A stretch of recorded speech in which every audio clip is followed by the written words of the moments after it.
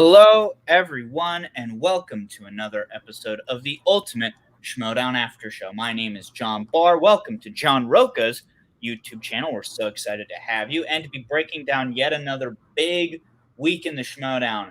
5 crazy matches, 2 huge ones as well that we're going to be digging into, and thankfully 2 wonderful guests who will be joining us a little later in the show to talk about their various matches. I'm very excited to be breaking down these matches, but I, of course, can't do it alone. I'm a buffoon. I need 2 of the all-time best to ever do it in order to really get into these matches, starting with the person on my screen right side. Soul, how are you feeling this lovely Saturday afternoon?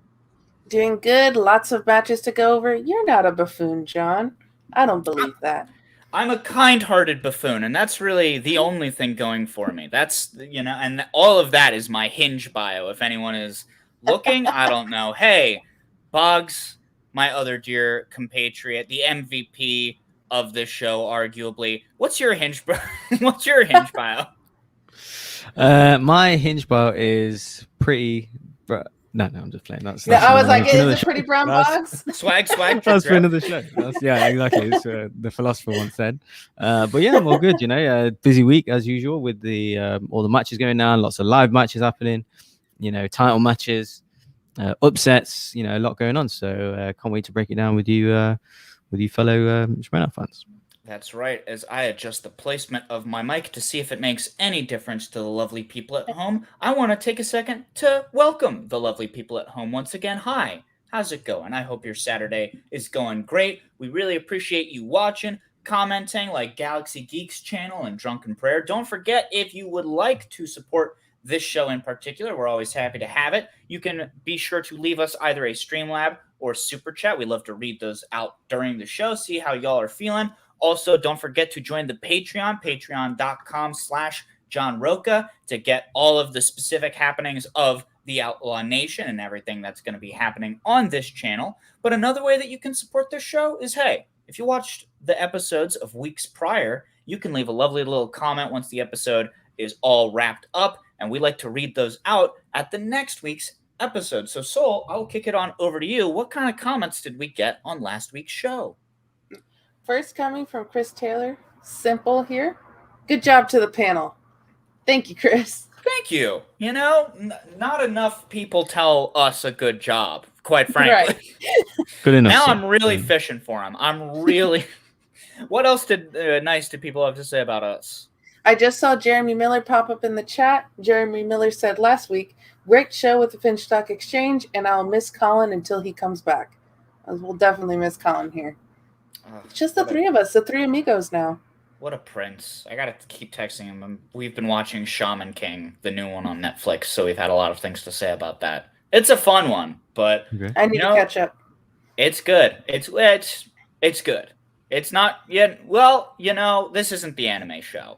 I'm gonna wait for Roca to greenlight my anime show. He said it's going to happen approximately. His exact words were, "How did you get this number?" So that sounds pretty promising, if you ask me. But in the next few weeks, right? It gotta be. But hey, let's focus more specifically on this week and some of the great matches that we got. Starting off, we got 2 more comments though. Oh, we got 2 more. Oh, I was worried that was it. I should have known better because we've got such lovely fans. Yes, we got Drunken Prayer going. Ty is so good at staying in character. And JTE was great. Sorry things went off the rails a bit. Also going to miss Colin, but once again, wishing him all the best with the new job and sure it's not the last we'll see of him. I don't think this show has ever gone off the rails, as evidenced by my 2-minute aside of just random anime information. Right. That's bonus footage, Yeah, bonus. Definitely. Director's cut. Director's cut, yes. And then we have Ranset Saru going, the Tyrant is so entertaining, both his natural personality and shtick. The Finstock Exchange definitely has the best all-around rookie first-year players.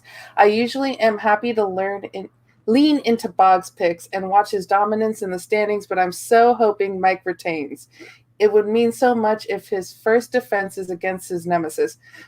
Sweating over here with Colin leaving. Does he have to vacate his Black Cinema Championship belt?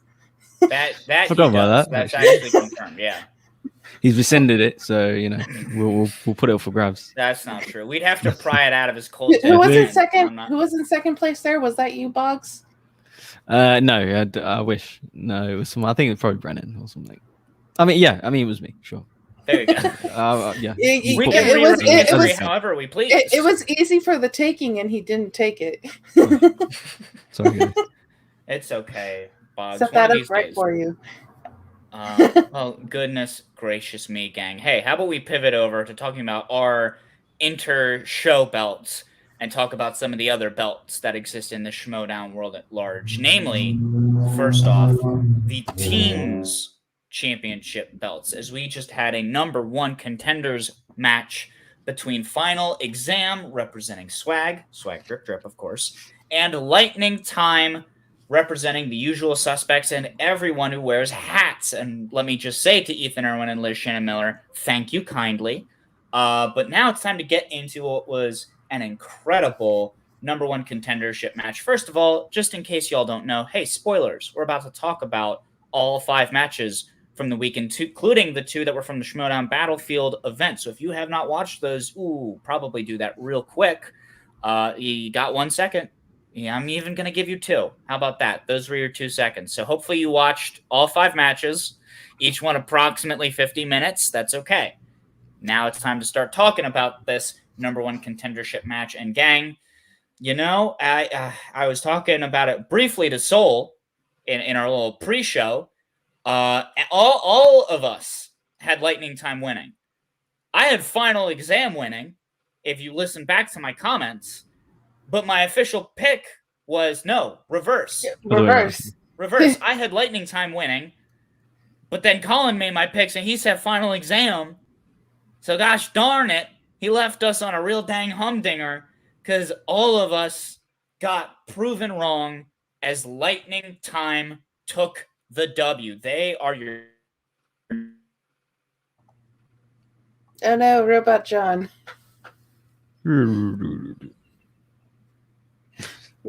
Yes, they did take the W. John, you are correct. Yeah, my internet just completely went out there, didn't it? Yes, they did. 100% complete. That's at least this time I got to see it. I got to see just the little flick. Oh, did you? I think it's because it's always good when that happens, right? At least you know I think what's going on. My roommate is playing a Tony Hawk Pro Skater downstairs, so maybe that's just caused a big disturbance in the Wi-Fi force. I don't know. Anyway, I don't know how much of what I said was just completely lost to the sands of time. So let's talk about, first off, the fact that we are now going to be looking at this S.W.A.G versus Suspects match, starting with this round 1. No perfect round 1s this time around. It's been fun to kind of see the variance going on. I feel like we had a lot of perfect round 1s for a hot second there across the various divisions. But those writers, God bless them, they've been making some spicy round 1 questions that have been taking those perfect rounds out of the hands of these players. Couple of misses across the board. Ethan and Lon both missed the Emperor's New Groove song. Paul Oyama, his only miss in round 1 with that Notting Hill question. Liz Shannon Miller and Lon Harris, their first moment of synchronicity up top, both missing the Addams Family values question, because there's a little bit, again, that nice little trick question that they got in there. But then Ethan and Lon both missed the Joseph Gordon-Levitt filmography. So it was already just that 1 point advantage coming out of round 1, which, not insurmountable by any stretch of the means. But dang, it was a tough one. Boggs, what were your thoughts coming out of this round 1? Yeah, it was a tough one. And to be honest, this is where the match was won or lost. The match did go into sudden death, spoilers. So if just someone got a point, if just, Paul just got the Notting Hill question, or someone, just got a question here or there, we would have seen a different outcome. But yeah, I mean, it led to a great match overall. It's, super entertaining, especially how deep it goes later, of course. But yeah, just overall solid round. And yeah, excited to go in. But I was kind of surprised no one went perfect because, we are dealing with current singles champ, former champs and stuff. So yeah, but overall, really good first round. Yeah. Entertaining. Absolutely. As we then broke into round 2, this kind of seemed like it might be the round where things were won or lost, because we had one team spinning spinner's choice and one team spinning opponent's choice. But wouldn't you know it, coming out of round 2, we had a completely tied up game. Final Exam, sticking with Akira Kurosawa for their spinner's choice and got 12 out of a possible 12 points. They went perfect. Oh, beautiful boys. Nailing it. Didn't want to stick with Oscars, and Akira Kurosawa treated them right. Meanwhile, Lightning Time, they also spun off Oscars and got opponent's choice, but that just meant that they wound up answering some Oscars questions and got 11 out of a possible 12 points. So I wanted to toss this over to Soul. A, how did you feel like Lightning Time navigated this opponent's choice round? But B, something that's been talked about quite a bit in recent days, it seems like, is a lot of times when somebody lands on opponent's choice, oftentimes their competitor will be like, all right, what'd they spin off of?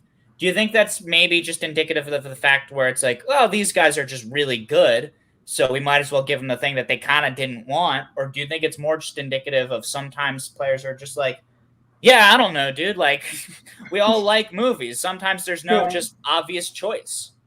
Yeah, if you were to tell me if I didn't watch this match and you told me someone got spinners, someone got opponents, I'm thinking, oh, round 3 is possible TKO, any of this. So the fact that both teams ended up even, I think with this, it was more of the strategy of, okay, Oscars, there could be a hard question in there. Because I was looking, I paused the wheel, and I was like, what would they really give them? And Liz and Ethan are such knowledgeable, with wide berth of knowledge players, that I think any category they would have done really well in that was on that wheel. So I thought it was more of a strategic thing. I think with other players, it might just be like they spun away from that for a reason, so let's give them that. Where I think this time it was more of there might be a tricky Oscars question in there. Let me send it to them. And man, we're Final Exam answering those Akira Kurosawa questions so fast.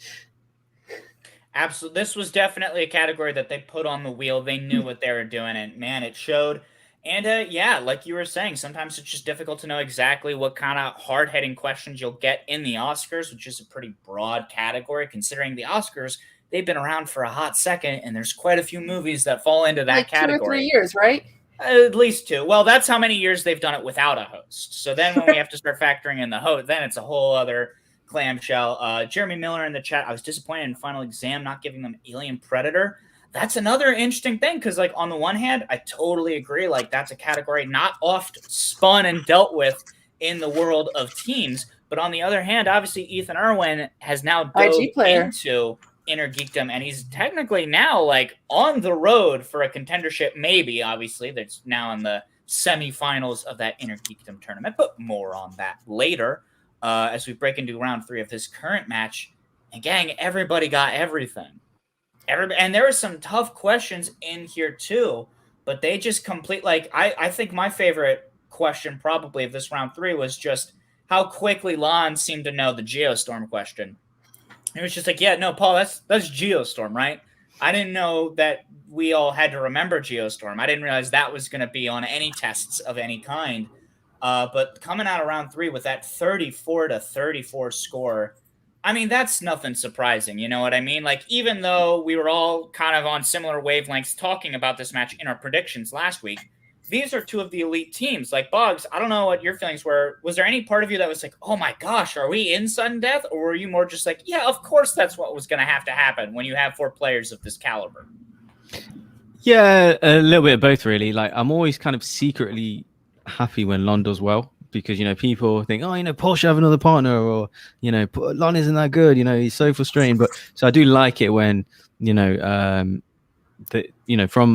the second round onwards it went perfect. So Lon seemed to know a lot of the Kurosawa ones as well. So not surprised. Like, they also got their 2, 3, and then 5, and I was glad to get Sudden Death because for the drama. So but no, some good pulls there. Absolutely. And then, Soul, first off, I don't think we've asked this on the show yet. What is the name of your dog? Because that dog is great. Goldie. Goldie is exactly how he looks. That makes sense. That's a good, solid name. It's a her. How about that? That's the name she came with. She's a rescue. Oh, like Goldie Hawn. Or somebody else. I don't know. So she's gold, but she's a German Shepherd mix. We don't, probably with a golden retriever or a yellow lab. So she actually has the German Shepherd face and ears, and her bottom coat is black. So, hey, there you go. And then, meanwhile, to bring it on back to the match, obviously with a pretty, even score all the way throughout, it was kind of hard to call. But when we got into that sudden death, was there any person that you were like, oh, this person, they might be the one. They might be the one that hits it or sinks it. Was there one player in your mind going into this sudden death that you were like, this might be the person that wins or loses the match? It was between Miller and Harris, basically. It was what game are they going to have? Because we've seen them go lights out and we've seen them drop the ball. And so that was kind of with me where it was just like, what are these two going to do? They're the quote unquote B player, probably A minus, like maybe regular A, like 95%, whereas like the A plus is like 199. They're literally just below. But it's one of those of just like, okay, what are they going to do? And they're pretty in sync with each other, as you talked about at the very beginning. Yeah, you want to talk about things that are between Liz Shannon Miller and Lon Harris. I mean, I don't know what things are going to look like next year with the factions trimming down a little bit, but we could, if we saw Liz Shannon Miller, Lon Harris team, oh boy, I think they would kind of be right on the money in that regard, because think about what happened. Everybody got the last of the Mohicans quote, and then Lon and Liz missed the Pelican Brief question. And then Lon and Liz missed the Tina Fey Megamind question. And then Lon and Liz missed the Cocktails Stars question. I mean, like, the synchronicity was a beautiful thing. I said synchronicity earlier, so I mostly just wanted to say that big word to prove I know big words every so often. But ultimately, at the end of the day, it was Lon, the delinquent Harris, who just missed that draft day Cleveland Brown question, which was, I mean, that's sort of what we see sometimes in Innergeekdom, where it's like you got to remember the number of years or like what specific governmental agency. Like, I think sometimes it's just some of these questions where it's like you really have to buckle in on that minutia. And ultimately, it meant that Lightning Time got that edge and are going to be going up against Shazam. So, Boggs, I know one of your big reasons was talking about how Final Exam was going to win this, because Paul Oyama, God bless him, great player. You were saying there's no way he loses to Ethan Erwin 3 times in a row. Paul Oyama just lost. I did say no way. I said I can't imagine it. Like, that's the weird thing to envision beforehand. Well, call me Willy Wonka, because we're he's got his number. Pure imagination, baby. Damn, he's got his number. Yeah. So obviously they took the loss there. Paul looked really gutted as well afterwards. Yeah, I did feel for him, but because Sun and Death, all them questions you get right, you get perfectly round 2. Final Exam are a good team as well, but just I don't know if it was luck or whatever. But I did also like that. I think that's the first time that in a digital match a team has played together, like side by side. I thought that was just interesting. Yeah, people to play next to each other in a teams match. So that was cool. But yeah, I guess this Erwin's got Paul's number. It's just how it is this year, unfortunately. Yeah. But he needs to focus on singles now. So yeah, well, I mean, and part of it, and we've talked a little bit about this on this show as well, but I think part of it comes down to not necessarily just the strengths of the players, but sometimes the momentum of either the teams or the factions as a whole, because the usual suspects are on a huge upswing. Now at 3rd place, I believe, in the faction standings, with the 4 points that Lightning Time just won here. And then S.W.A.G, God bless them, they were like number 2 when all was said and done last year, and unfortunately they're in the bottom 2 right now. Soul, I know this breaks your heart, and I'm sorry to have to cut to you right as we're talking about a tragic day in the S.W.A.G household. But looking forward, we have usual suspects and Lightning Time going up against one of the other factions that's had a huge upswing in this second half, which is the Quirky Mercs. Because now we know that they will be facing down Shazam. Obviously, I'm not going to hold you to any picks that you make right now, but based on the way Lightning Time played in this match, based on what we've seen from Ethan and Liz individually, do you think they have a chance? Well, any given Sunday, they have a chance. That would be one that I'd probably wait to actually pick until we do our official picks, because that's a hard one. But I think we can all agree that we would all love to have tea at the playground with Winston and Sam. Sure. I won't argue with you on that for even a second. What I will do, Soul, is I will ask you to continue leading this show, as we often need a leader, because, again, I'm a kind-hearted buffoon, but because we have another match featuring S.W.A.G, Paul Oyama in the singles division, going up against newcomer Nick Harley. So, Soul, how about we break down this match? First, because it makes Boggs happy too. Swag, swag, drip, drip. And we got several swag matches. You can relax now. Unclenched. Going into this match, man, Paul has played so well this year, but just unlucky. Ethan Erwin has had his number. He's been going against a Goliath. So he had, not saying that Nick is anything to snuff at, but it's kind of like I'm not playing Ethan again. I can relax a little bit and focus on another player going into this round one. Harley missing the Gwyneth Paltrow question. Oyama missing Babylon AD that Nick Harley was able to get.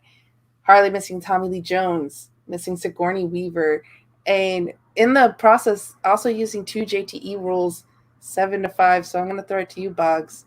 Thoughts on this round one? Yeah, just really, because I've not seen Harley play too much, to be honest. So I was more just seeing, where is he at? Can he match him? That's what you got to do with Oyama. Especially it's your first match. It was a bit of a daunting task. I know tournaments, seeding. That's how it works. You got to play. Some of our rookies got to play. Like a former champ kind of thing. That's just how it is. But I saw that. 5 ain't. It's fine. But as long as he wasn't like 3, he didn't finish with 3 or something. So at least he kept pace, and he was kind of for him anyway, lucky that Paul missed that one. So which is a bit tricky, I felt. And then so he, Oyama leading, absolutely no surprise, but Harley keeping pace. So yeah. And going into this round 2, Harley going first, spins sports, spins off of it. He does say, the quote goes, "I like sports and I'm not afraid to show it," but decides to spin off, goes to Reese Witherspoon, gets a total of 7 out of 8 points, really answering those Reese Witherspoon's questions very quickly. Then Oyama spins classics, decides to stay. It gets another 7 out of 8 points. So both of them doing equal in round 2. So again, just a 2-point difference here coming out of round 2. Anyone's game. Throwing it to you, John. Yeah, I think what we can see here pretty plain as day is that these are 2 incredible players who also just happen to be 2 unlucky ducks. It was fun to be able to see somebody from S.W.A.G and somebody from the Stars go up against each other, because even though these factions have been really struggling when it comes to racking up points, it's not like these are factions of a bunch of bums. No, these are factions of good people who just continuously get some raw ends of various kinds of deals.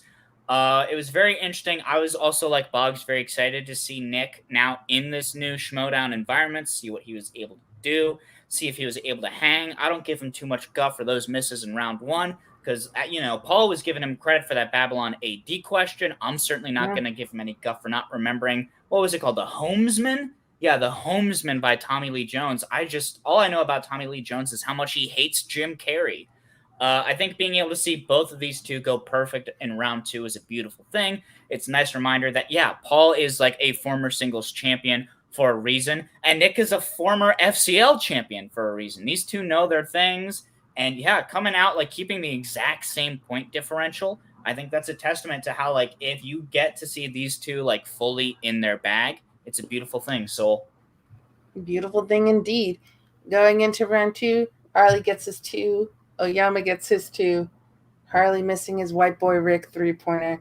And missing his Daddario Percy Jackson 5-pointer. I just appreciate Paul going, "That's my favorite book series. We don't have to talk about the movies." I agree, Paul. We don't have to talk about those movies. They don't exist. But the books are awesome. Throwing it back to you, Boggs. This round 3.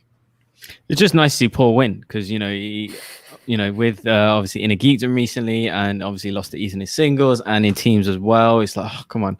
And S.W.A.G are desperate for points, so it was just nice to see him flex his muscles a bit this week, with Kurosawa and classics, and getting 7 points in in this match. So yeah, just proving his worth. And obviously he gets the winner out of Alonso Duralde and the Barbarian.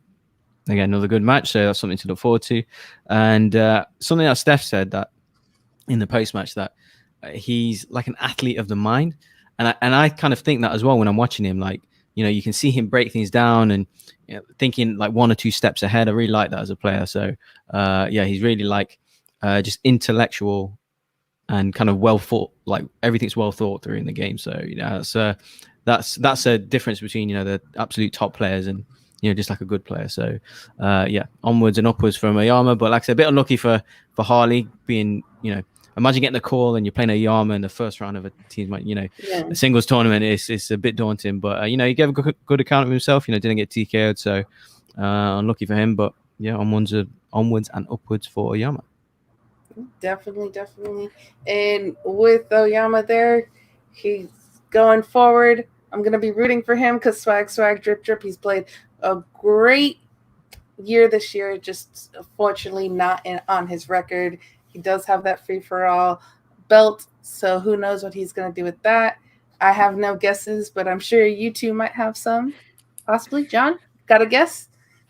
Yeah, I mean, I think guess number 1 would have to be if he gets knocked out of this singles tournament. I think my money would be on him using it for a singles title shot, because that's an environment where, like, he's won the singles belt before. It's something he can hypothetically do again fairly easily. And again, like I was saying it earlier this year, like he's been looking especially savage in singles this season around.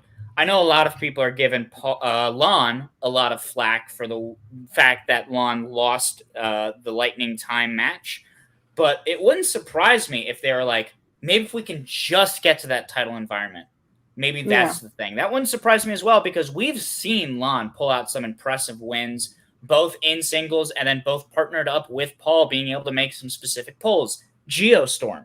Remember that? We just talked about it.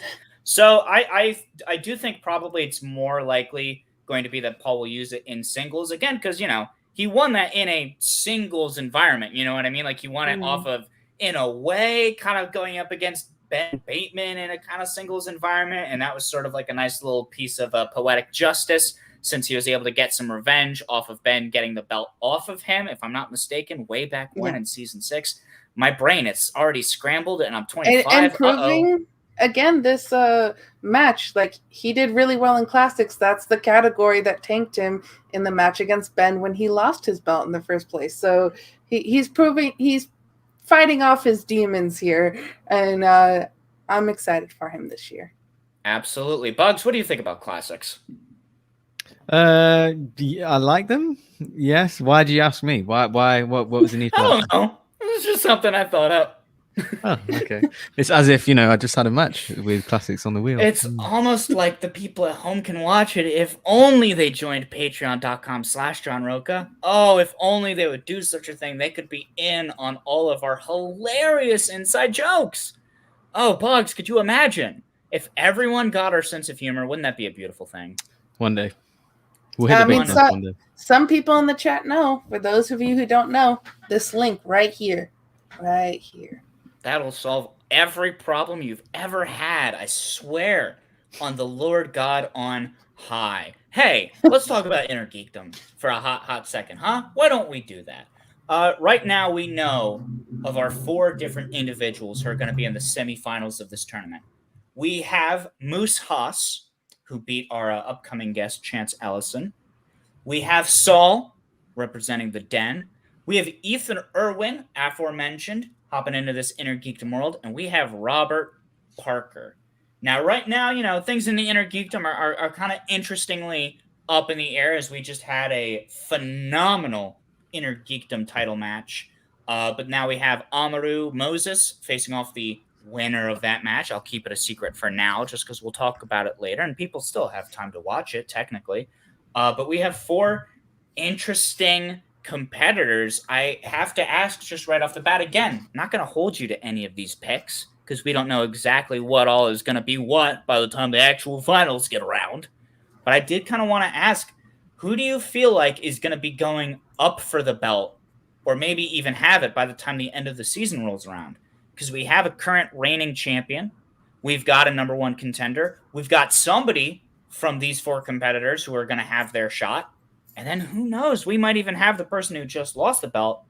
Maybe they get another shot at some point. So I kind of wanted to ask, when all is said and done at the end of this season, let's start with Boggs. who do you think could potentially have their hands on this Innergeekdom belt? I guess I'm favoring Parker for the tournament, just based on past performances and stuff. So a lot more experience than Saul. Obviously Moose, which we'll come to, and Ethan really in IG, and Mike's always gave that high prop and level of respect for Parker as well. So I'm going to say Parker for now, but who knows? Oyama might want to cash in, take that shot on the IG belt, or give it to Chandru, let him have a shot. So who knows? Okay. Potentials. There you go. What about you, Soul? It was fun that year when everyone was saying Mikey 3 belts. That was fun. This year there's a possibility for an Ethan 3 belts. I think that's fun to think about. Wow, how about that? Usual suspects drip, huh? Soul, are you changing allegiances? Could it be? Never. Can't sleep on Moses as well. People forgetting about Moses, That's but true. He's got a shot pending. Like, hey, usual suspects, drip. It doesn't quite roll off the tongue the same way, but it could happen. No. But hey, let's not talk about swag. Let's not talk about usual suspects. Let's talk about corruption, huh?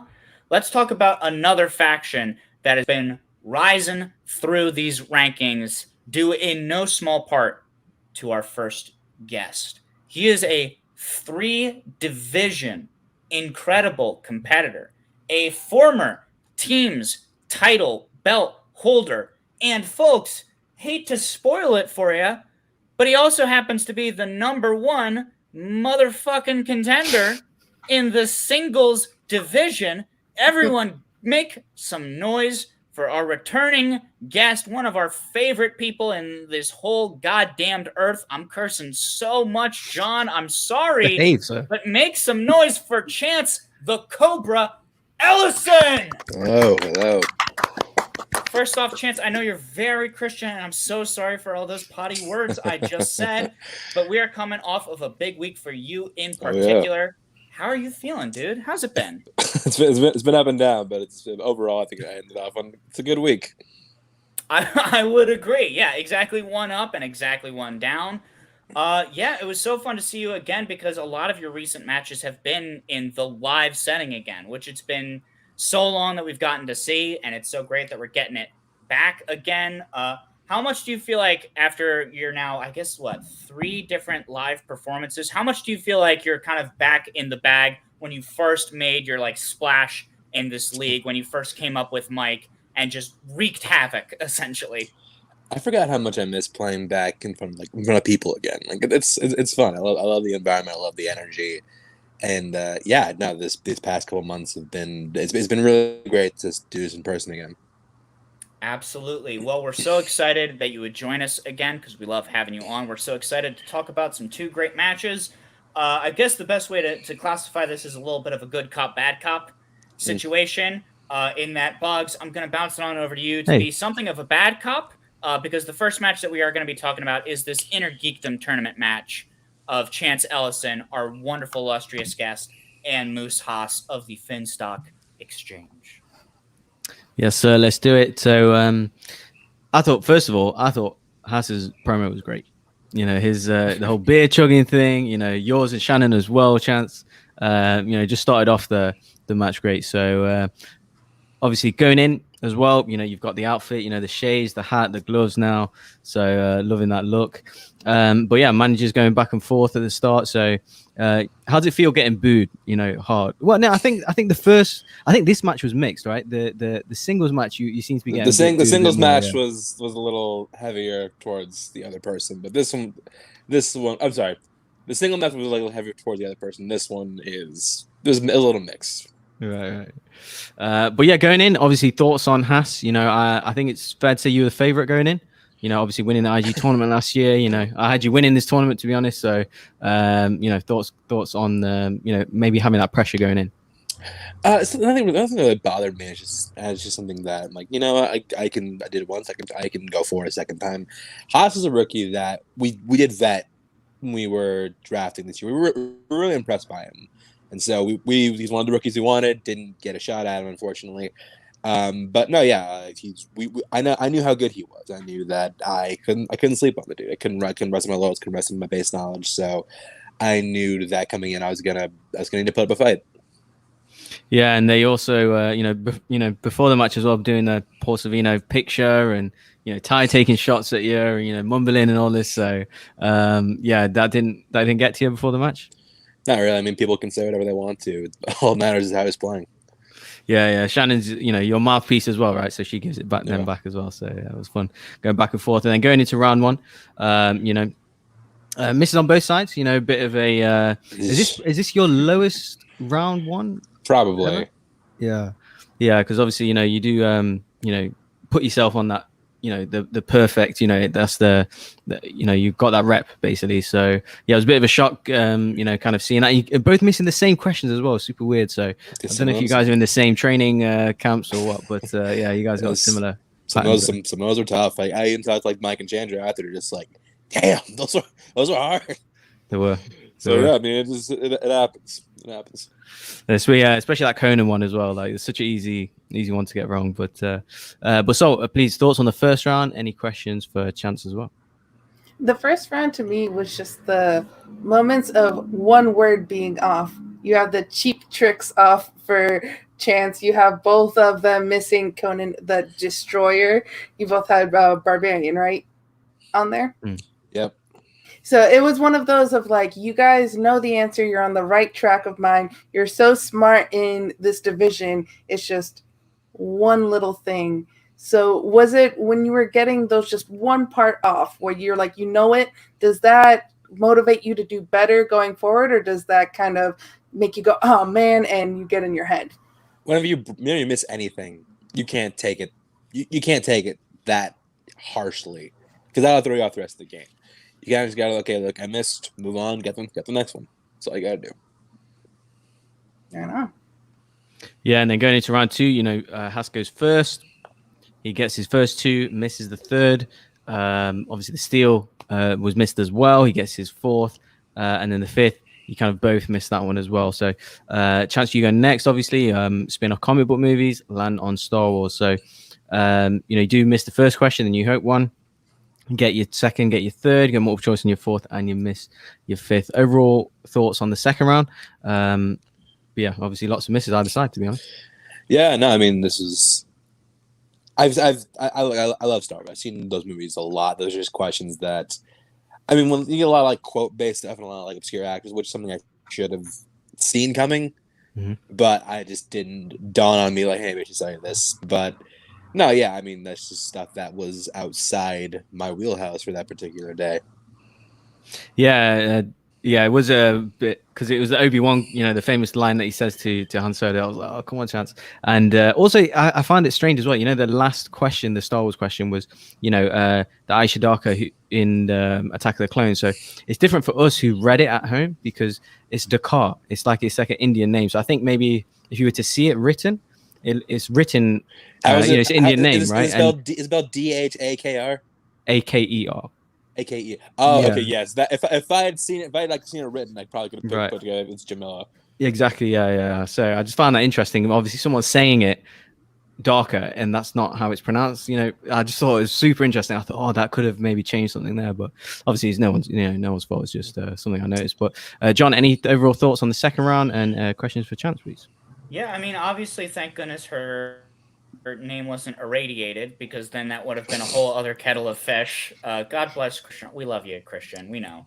But yeah, I thought it was very interesting just kind of looking at round one and round two, because technically both competitors got the same number of points. If you look at Chance, he got 5 points in both round one and round two. Moose got 6 points in round one and round two, plus a steal. So it's just very interesting to see like how both of these competitors were really fighting uphill battles, with the question writers really stepping up their game for this Innergeekdom tournament, because like all four of the matches that we've seen, all four have been just absolutely absurd with some of the like deep cuts of questions. I think we can all agree at the very least that Miss Kitty is a bad name for a cat. Just like Mrs. Cat. No, come on, we don't want that. But yeah, I thought it was just a really interesting round, and I kind of felt like, I don't know if Chance you agree with this, but like especially considering that Moose had gotten a like path to number one contention against Amaru Moses, I feel like for me, this was sort of like a kind of dominant performance that I needed from Moose in order for him to sort of make sense in the way I could classify him in my brain. You know what I mean? Where I was like, I don't know. I just haven't seen that much from this guy, especially since his match with Amaru was, unfortunate technical difficulties. So how much were you watching this match and just kind of going like, oh yeah, this is why like the people upstairs even put faith in this guy? Because he does like, he knows his stuff, but now he's able to actually put it to use in a match. I think that for me, at least, like watching, doing that match, it was just like, I was more thinking about like myself. My knowledge was like, wow, I came in this match grossly underprepared. This is not a good look for me. Not a good look on my part. Well, hey, but that's why I, we're doing. I know.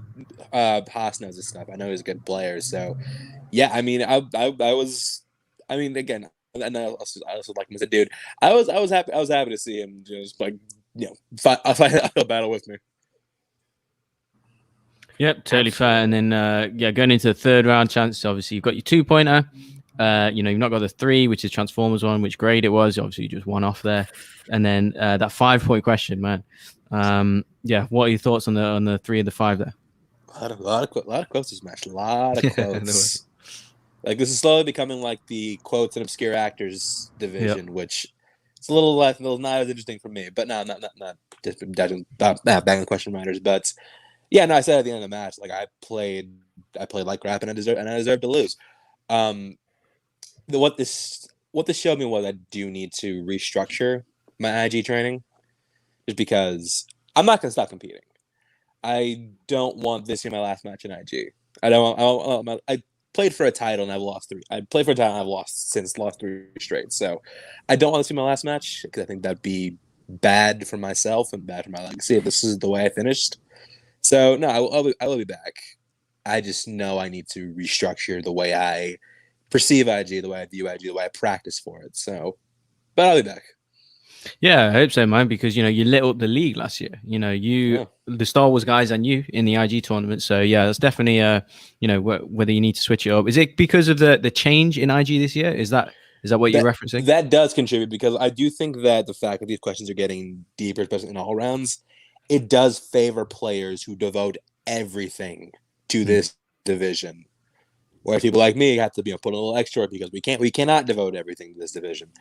And there are a lot of movies out there that I only only watched because of this division. So I do think that thank you, so Sure. yeah. But yeah, no, I do think that I need to definitely reevaluate my training regimen for IG. And yeah, if I want to compete with the big boys, the guys who this is all they do, then I gotta step it up.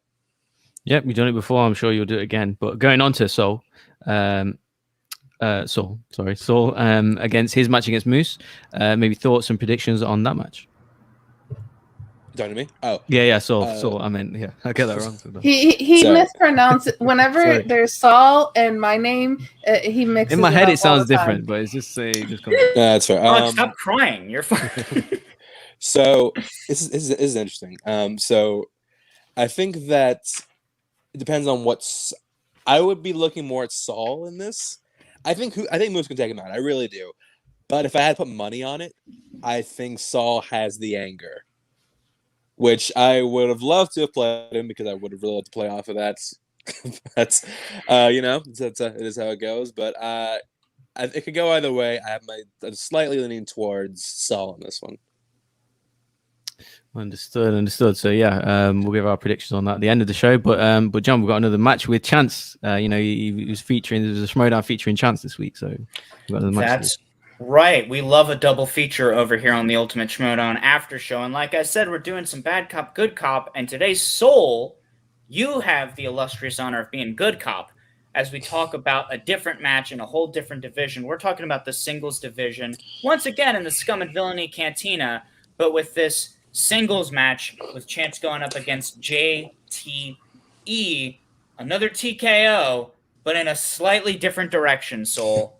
Yeah, slightly different direction indeed. And as you could tell just from watching the matches, both of these were done the same day. So what is that like to prepare to be like, I have to play 2 matches in 2 completely different divisions in one day? What is that preparation go? So when I beat Snyder, they offered me the chance to be the other Max to Cantina. It was either that or play one digital like 3 days before. I had to think about it, but I realized I can't. There's not gonna be any situation. There's gonna be no world in which I can just focus on one of them. So I figured, what, why not? I'd rather do both in the same day, and just double prep for the week. And I realized that as the multi-division player, I was going to end up in this kind of scenario. So it's nothing that scared me, and I trusted myself, I trusted my team, I trusted my knowledge that they would be able to carry me through both. But I was ready for it. And as you see too, the first match, TKO one way, you didn't let that affect you going into this match. And that's one of the things that I love about you as a competitor. You're like, okay, that loss is that loss. I'm on to the next thing. But going into round one, JT missing his 2012 animated and also missing the Charles Grodin writing Gordon there. I'm sure everyone laughed at that moment going, oh, normal JTE misspelling another word again. You missing your Dan Aykroyd question. Both missing the man who shot Liberty Valance. So where were you at there when you were going man who shot Liberty Valance? Because both of you chose, what was it, High Noon? High Noon. Yeah. Yeah, I don't know. I was just scrambling to think of every voice that came to my mind was pre-60. So like when they 62, I'm just like, crap. Like How the West was one. I know Jim Stewart was in that. I think John Williams was too, but I didn't occur to me in my head. Would have been a smarter guess. That came also 62. But no, yeah, I just drew a blank. I know that movie. I know who played the Valance. I know who shot him. But yeah, in that moment I just couldn't pull it. So I'm just like, High Noon, whatever. Let's throw out something. Why not? And JT was on the same. Even though I'm pretty sure that was 52. Respect and honesty, that not being able to Respect from Soul, yeah.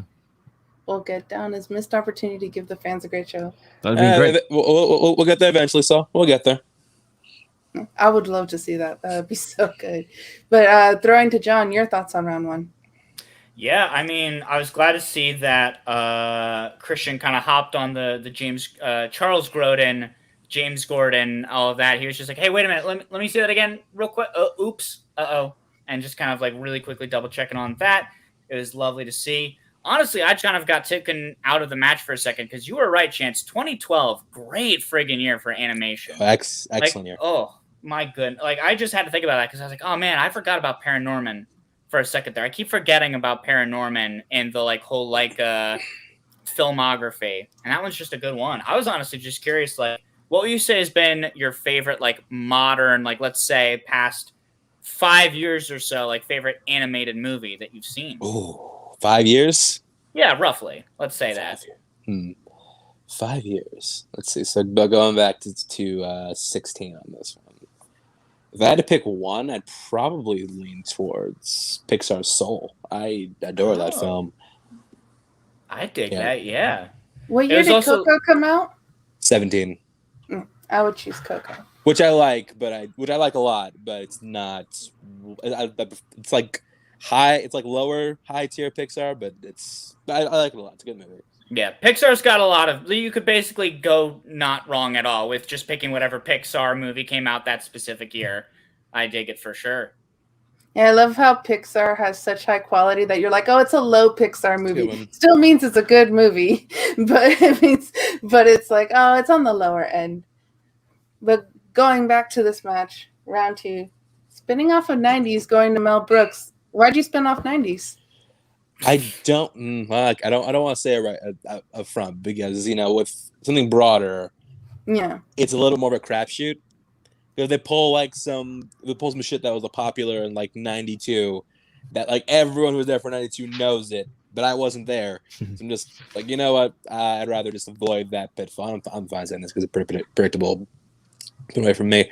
I think that with wider categories, it's a bit more of a crapshoot, so I don't like to take that risk. I'd rather go for something a little more my wheelhouse, and there's playing on that wheel that I was not scared of. So I'm like, you know what, I'll take a risk. I'm not like terrified of 90s, but if I was gonna end up with it, fine. But I'd rather shoot for something else. Something a little bit more close and like directed, then yeah, 90s decades all the time. It could be movies right in your wheelhouse. It could be movies you've never heard of.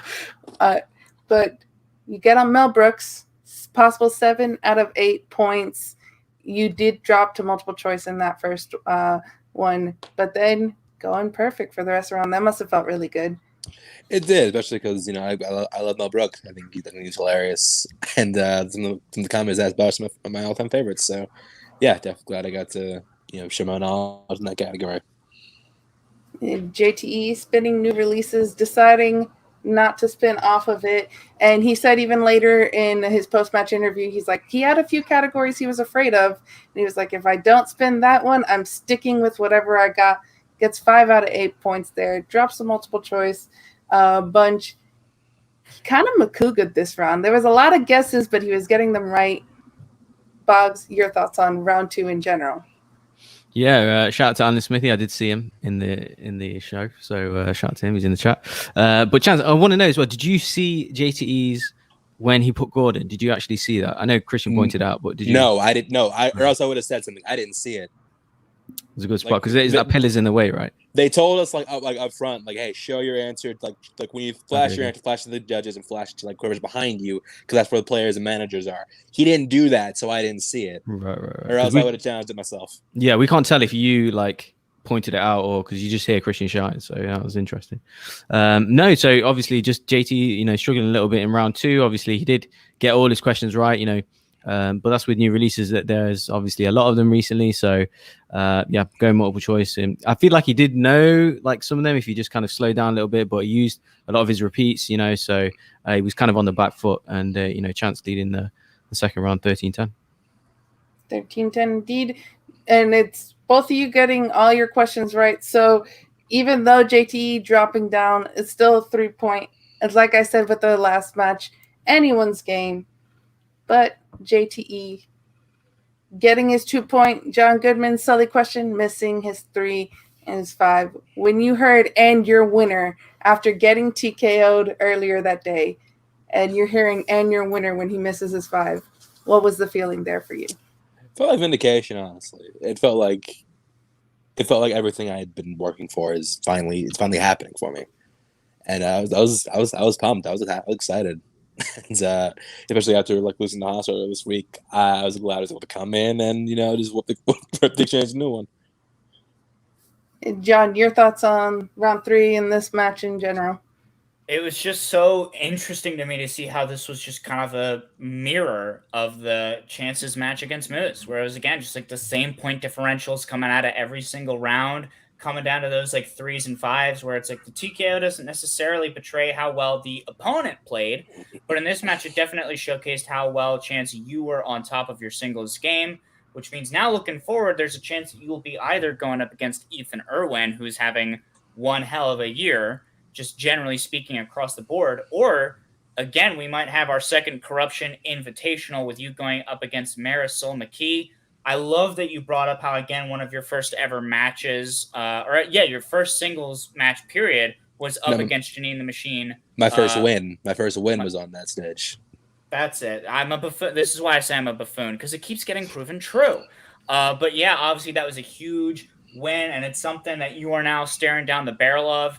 Do you think in a certain regard that it would be more nerve-wracking if you had to go up against Marisol McKee, just because like that weird kind of camaraderie that like both of you are kind of rooting for each other in a certain way would make it like harder to make sure you're as savage if you were instead going up against Ethan Erwin? Like, who would you rather see, all things considered, for your personal performance? so taking factions out of it?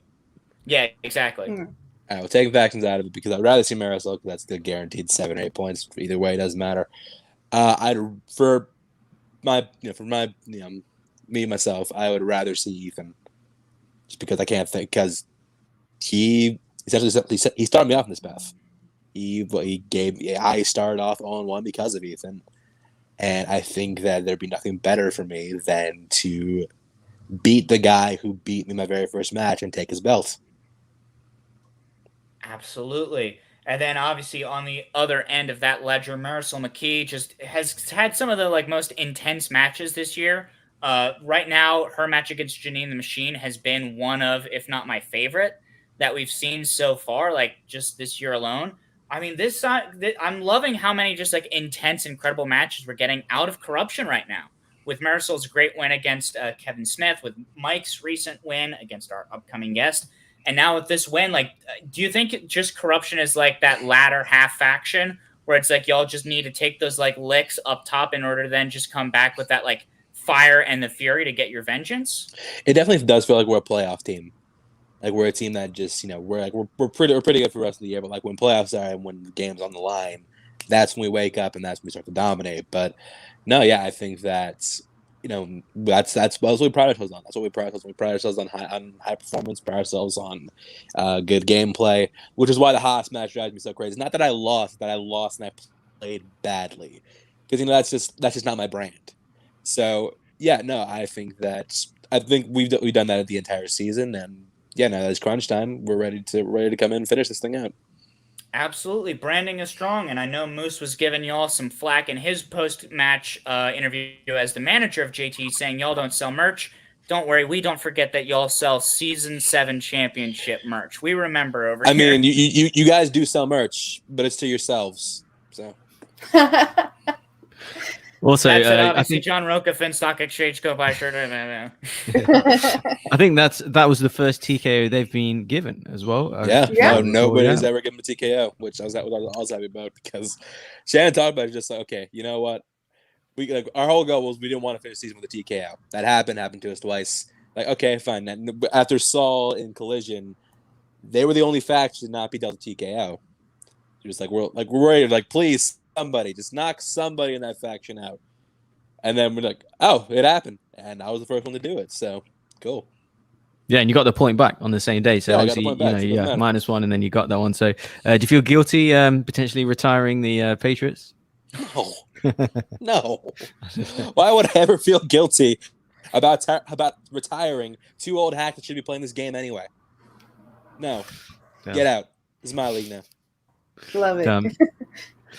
I was just going to say, going into that, that New York match, I just like, what is the excitement going in? Because, maybe some people who have been watching recently or the last couple of years, maybe they see you in IG, in teams as well. But, you've told us from the beginning that, you wanted singles more than anything. Right? That's the creme de la creme of the game, and you've got your shot now. So tell us just about the, just like the journey and kind of wins and losses. How do you feel now finally getting that, in front of in that New York crowd? Honestly, it feels right. It feels like, the Schmoedown had me keep losing because they wanted me to win at this moment. Right. Like, it felt like I wasn't supposed to get a shot at that belt until now. Until I can go back, until I'm kind of going back to my roots, going back to the same arena in which I won my first match. So it feels a lot like fate, honestly. And I decided to go back to New York. Hadn't been back there since that first live event. And honestly, and just looking back at my career, like, even though it was up and down, look where I am now. Look where I got, and that's what happens when you don't give up. You bet on yourself. You keep working. You keep struggling. You keep fighting, and eventually, if you keep it up, you'll get where you want to go. You tell him, Chance. Didn't Ethan also play on that card as well? He did. Yeah, we were both on the same card. So it's all coming together. He lost in New York the last time he was there. He lost in that stage. So there might be some juju in New York happening. Yeah. Well, Soul, with that said, I think it's possible we might have a few wonderful people in the John Roca Outlaw Nation world that have some questions for our wonderful guest, Chance. Real quick, shout outs to Jesse Swift in the chat. Hope you're doing wonderful, buddy. There he is. Fate or just a chance. I am a plague. You're right on account on one of those, Jesse. Love you, dude. But Soul, let's bounce on over to those questions. Chances immediate. Not impressed. Well, start off with Jeremy Miller here. He's asking, what has been your favorite live event match you've played in? Was it that New York match? Yeah, it was. It's being the first match of the year and the first event outside of Los Angeles. and playing to a crowd that was sold out. Like it was incredible. Like even though it was just like an ether singles match, it felt like I won the belts just because it got me started, it got me going, and I was excited. And I know they kind of dampen the sound a little bit when they show it to us on YouTube, but you could hear how loud that crowd was. So I can just imagine actually being in it. Plus, did you get booed that match as well? Because I remember Janine got that amazing reception. No, yeah, the Janine was the crowd favorite, but crowd, your opinion doesn't matter to me. Your opinion is no good to me, which is why I went in and I beat her into the dust. There you go. And then we have a fun question here from Drunken Prayer, always bringing in the fun questions. If you could be any snake besides a cobra, what type would you be? Rattler.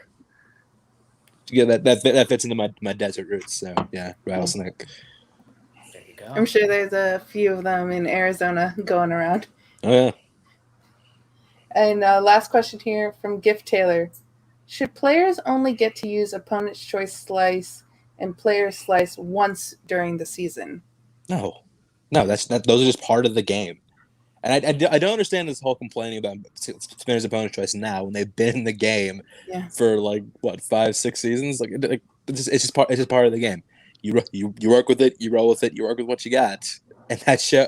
If you can win a game on opponent's choice, that shows that you're real. So no, I don't think that should be something only allowed to use once a year.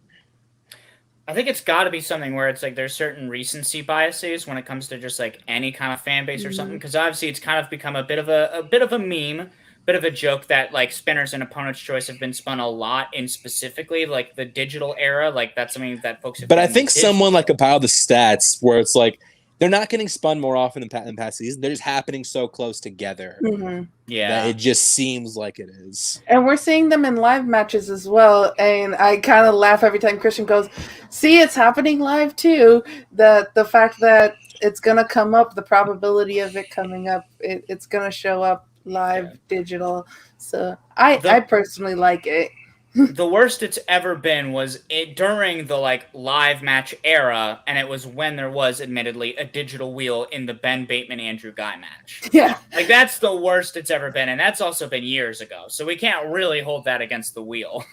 And didn't Ben spin away from Spinner's Choice and then landed Spinner's Choice again? Exactly. Yeah. That's ridiculous shit. That's some coward shit. You know why? You know what I would have done if I was Ben Bateman? I would have picked opponent's choice. Whoa! If you're that confident, you're gonna win no matter what.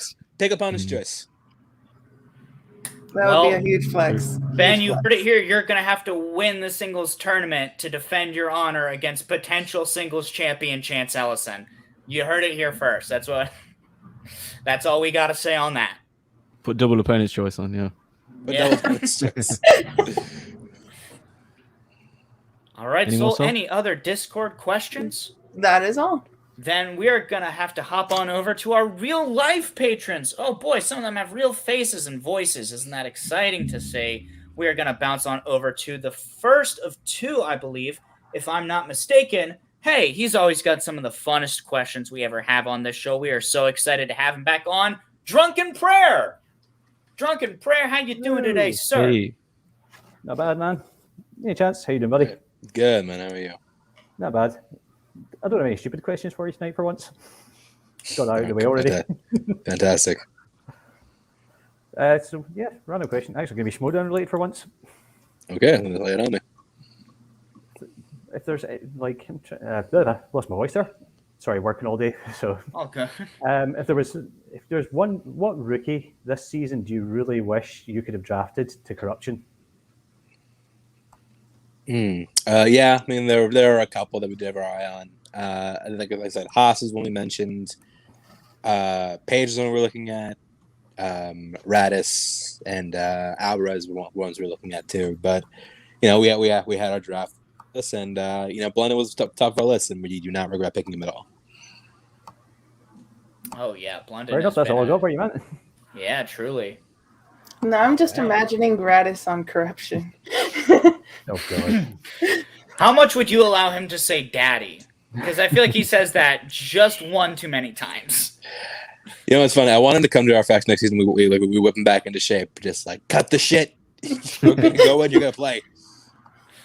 How often will you allow him to wear the bathrobe? Because obviously Mike and Shannon had the wonderful bathrobe promo against Chandru. Like, do you think there's a world where you all get custom bathrobes? Like if you win faction war 2 times in a row? If our prize for winning the faction wars twice is a custom bathrobe, I'll take it. I would totally buy that from the merch store. I'd buy a corruption bathrobe without thinking about it. And how about that? There you go, Christian. I know you're listening to us. We got a buyer here. Faction bathrobes. There we go. Maybe get some slippers. Maybe get some slippers as well. No, you have to win 3 years in a row for the slippers. There's a whole. Okay. When do we get the smoking jackets? Like you do have their smoking. You have to jackets host SNL 5 times in order to get the smoking jackets. Well, drunken. Oh no. Oh, Bugs, transition us out. My voice is leaving me. Oh God. Thank you, Joker Fry. See you later. Oh goodness. Well, we happen to have a second wonderful patron joining us as well. Everybody make some noise for Canada Rocks. Hey, hello everybody. Nice to see everybody. You know what? Collinless, you guys are still good. Chance, let me tell you, I say this a lot, but with you, I actually mean it. You're one of my favorites. And I'm going to say something. It may sound that I'm dissing you, but I'm not. I'm glad you actually lost in IG. And I'll tell you why. Because you seem to be more of a natural singles/teams player.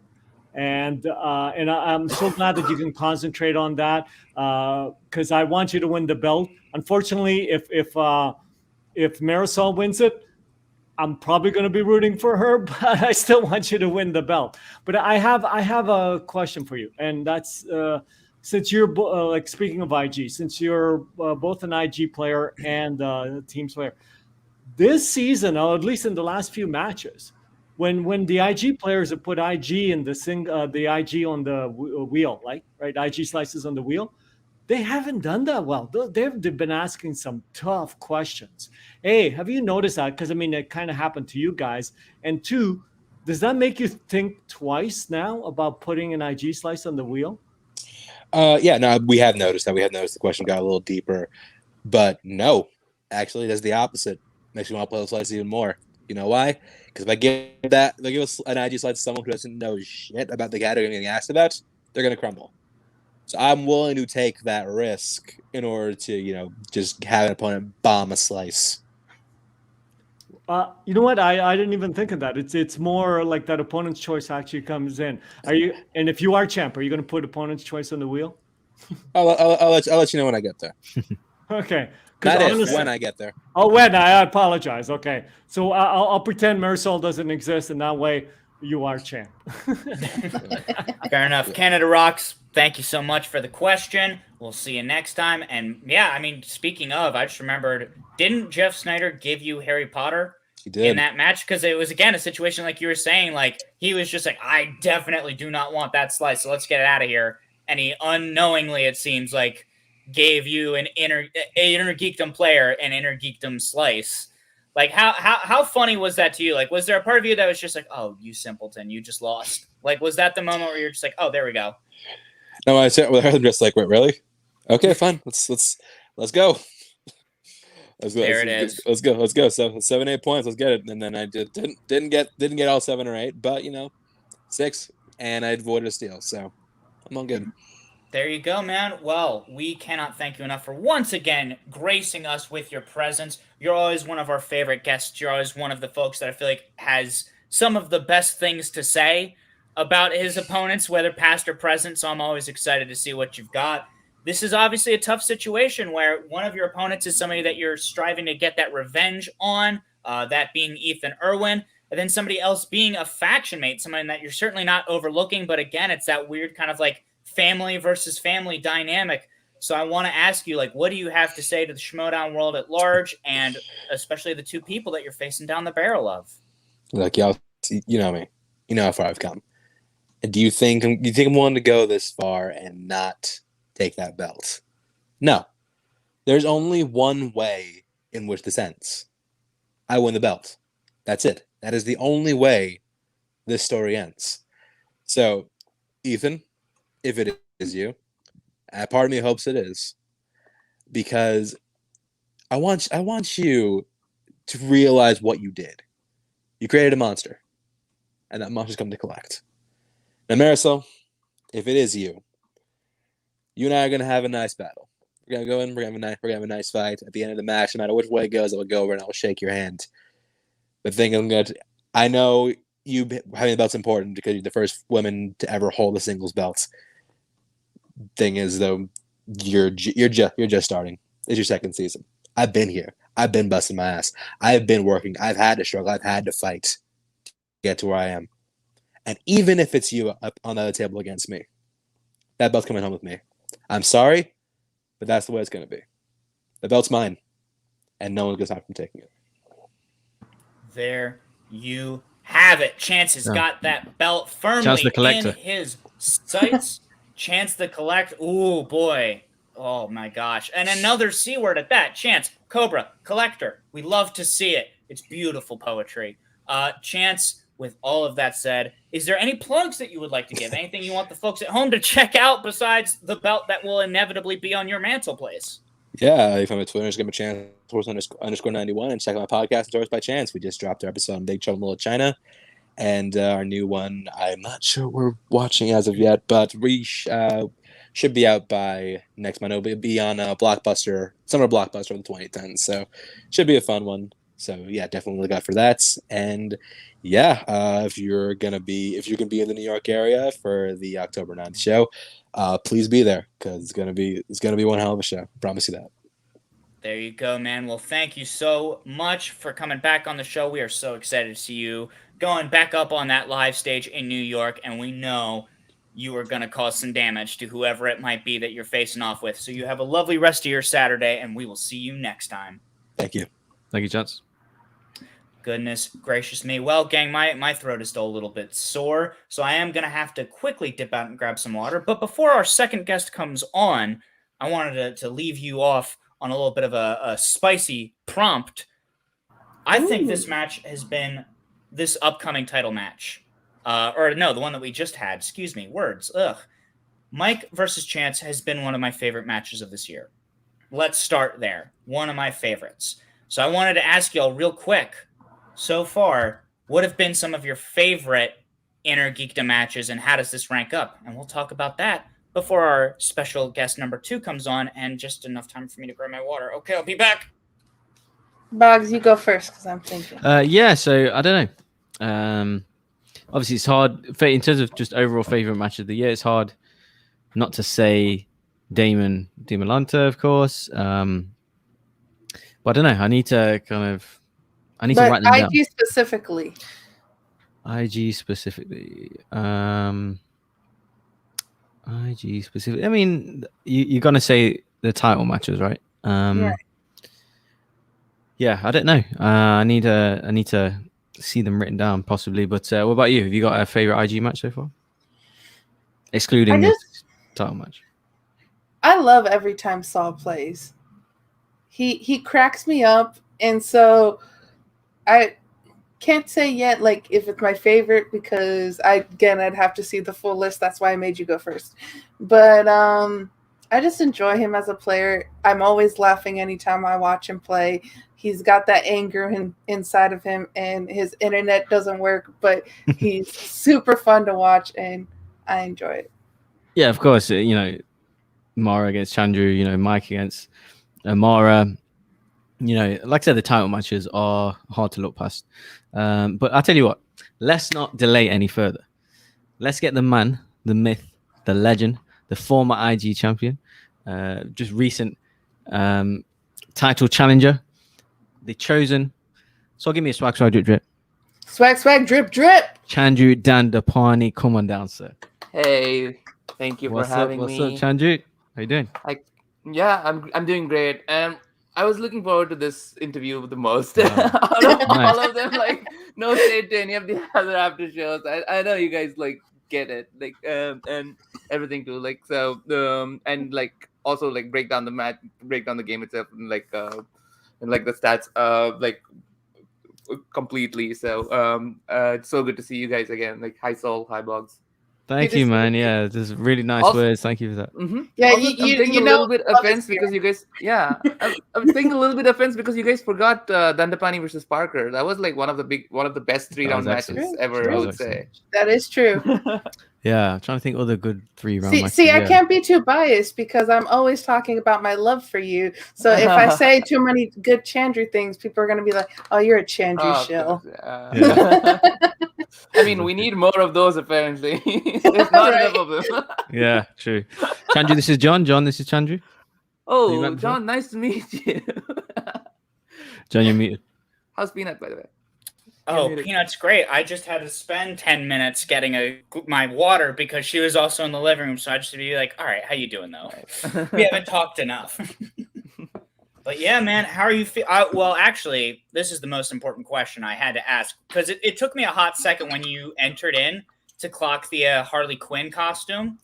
But once I clocked that and then I saw the sandwich, I had to be like, all right, first of all, were we talking like a solid breakfast sandwich or were we just going with like whatever sandwich you could get your hands on? And what is in your mind the perfect sandwich? So it was a breakfast sandwich. Like, so I did, so my friends were coming for the second half of the studio day, and I did tell them to tell one of them to like get a breakfast sandwich from the cafe that they were getting lunch at, but it wasn't like the bun sort of breakfast sandwich that you see in Birds of Prey. It was like it was made with like sandwich bread. That's why I didn't show the breakfast sandwich prominently. But yeah, the costume and everything, it kind of read more in the live event because you could see the full get up when I made the entrance and everything. But like it's still like people were able to guess it was Harley Quinn. Like I totally forgot to like this was in my backpack. I totally forgot to wear this. As after getting home, I was like, wait. After getting home and like clearing my backpack, I was like, wait, this was in my backpack all along. I totally forgot. And we did mess up one of the rotten tattoos too. Like I don't know if people saw the tattoos and everything as well. There were, like, no, I saw the one tattoo. on like, the one on the heart. Like I did I have saw like the one on on the your chest, hand like on the here, diamonds and on the then hand, J. and then there's the J. So there were like 4 in total. for me, weirdly, it was like the second like you like turned your head as you were rounding the corner, I saw like the little bit of blue at the end of one of the pigtails. For some reason, I was just like, oh, Harley Quinn. There we go. My OCD was like, Chandru, fix your strap, because it was like I didn't notice it until like yesterday, and I was like, wow, that's freaking me out so much, like that the strap was not fixed. It was like twisted the entire time. Because a few times before, Chandru, you've told us that you're really looking forward to the entrance. You've got some ideas in mind. Yeah. All this time, was this the main one that you wanted to do, or have you got a few that?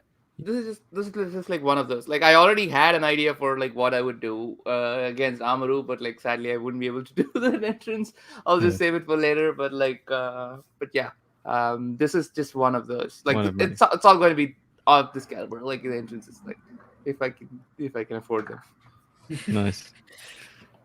And then the dancing as well. The dancing was going in. Winston couldn't keep up with you. How was it getting booed like that? Because I think you got booed before, maybe back in the day studio matches, but now obviously, No, I don't think I've been booed before because like the heel turn basically happened just when we went to digital, so we couldn't like shoot any like the last scene we shot was the technically the heel turn right with Smets. And then the dancing and everything. So I wasn't like publicly booed before, like in any of the matches. But like the internet is just like one big boo. So boo sometimes every time I play a match. So that I get. But like I actually surprised myself with like how comfortable I felt like hearing the boos. So it was. I mean, I was looking forward to it. I was definitely excited for it. Like so the 2 weeks before that, I was at the Cantina taping as well. So to warm up the crowd, like Christian, what he does is like he introduces like all of the other Schmoedown stars who are not playing matches that day will just be like in the sideline, sitting in the booths. Like he'll just like mention our names, and then like people will either cheer or boo based on like the character and everything. So that was my like first experience getting booed. Like, but official doing a match was this past match, and it was fun. Like it was earned, so definitely proud of that fact. Well, so the boos are like a relief, almost like, you know, all the character work and everything. It's all Yeah, coming the together. fact that it's working, like, because like it is hard to make people root for Mike, like, because he's also a despicable character, and it's just like it was hard to make people root for Chance or like for Parker in any of our matches. So it is. So you do need to like I do need to like go that extra mile against those people because they're also playing despicable characters. So when you know it works and like Mike, who usually gets to be the one who gets booed at live events, like I finally getting cheered was also must also been like special for him. And I mean, I'm guessing that gave him even more wind to his sails. Like, oh, why not? I want him to play his best game, and that's what ended up happening. That reminds me of when Oyama got people to cheer for Jeff Snyder. Yeah. Yeah, that doesn't definitely. happen that often. No. Also, Chandru, you know, about just before the match, you know, the kind of presidential debate thing that you said that was going on. I find it interesting though, because, you know, Mike, he seemed like he had a lot of stuff bottled up, and he, you know, I think he came across really well. You know, in the debate stuff, he made loads of like, you know, it just looked like he prepared that. It was pre-rehearsed. And what were your thoughts, kind of, when it was happening? Because yeah, he kind of seemed to put you on the back foot a little bit. No, it seemed like it. Like I also wanted to like not interrupt him because like he had a lot to like get off. It's just he had to get off of his chest. Like, of course, it took him a while to like come up with all those retorts because like the tweets have been up for a while.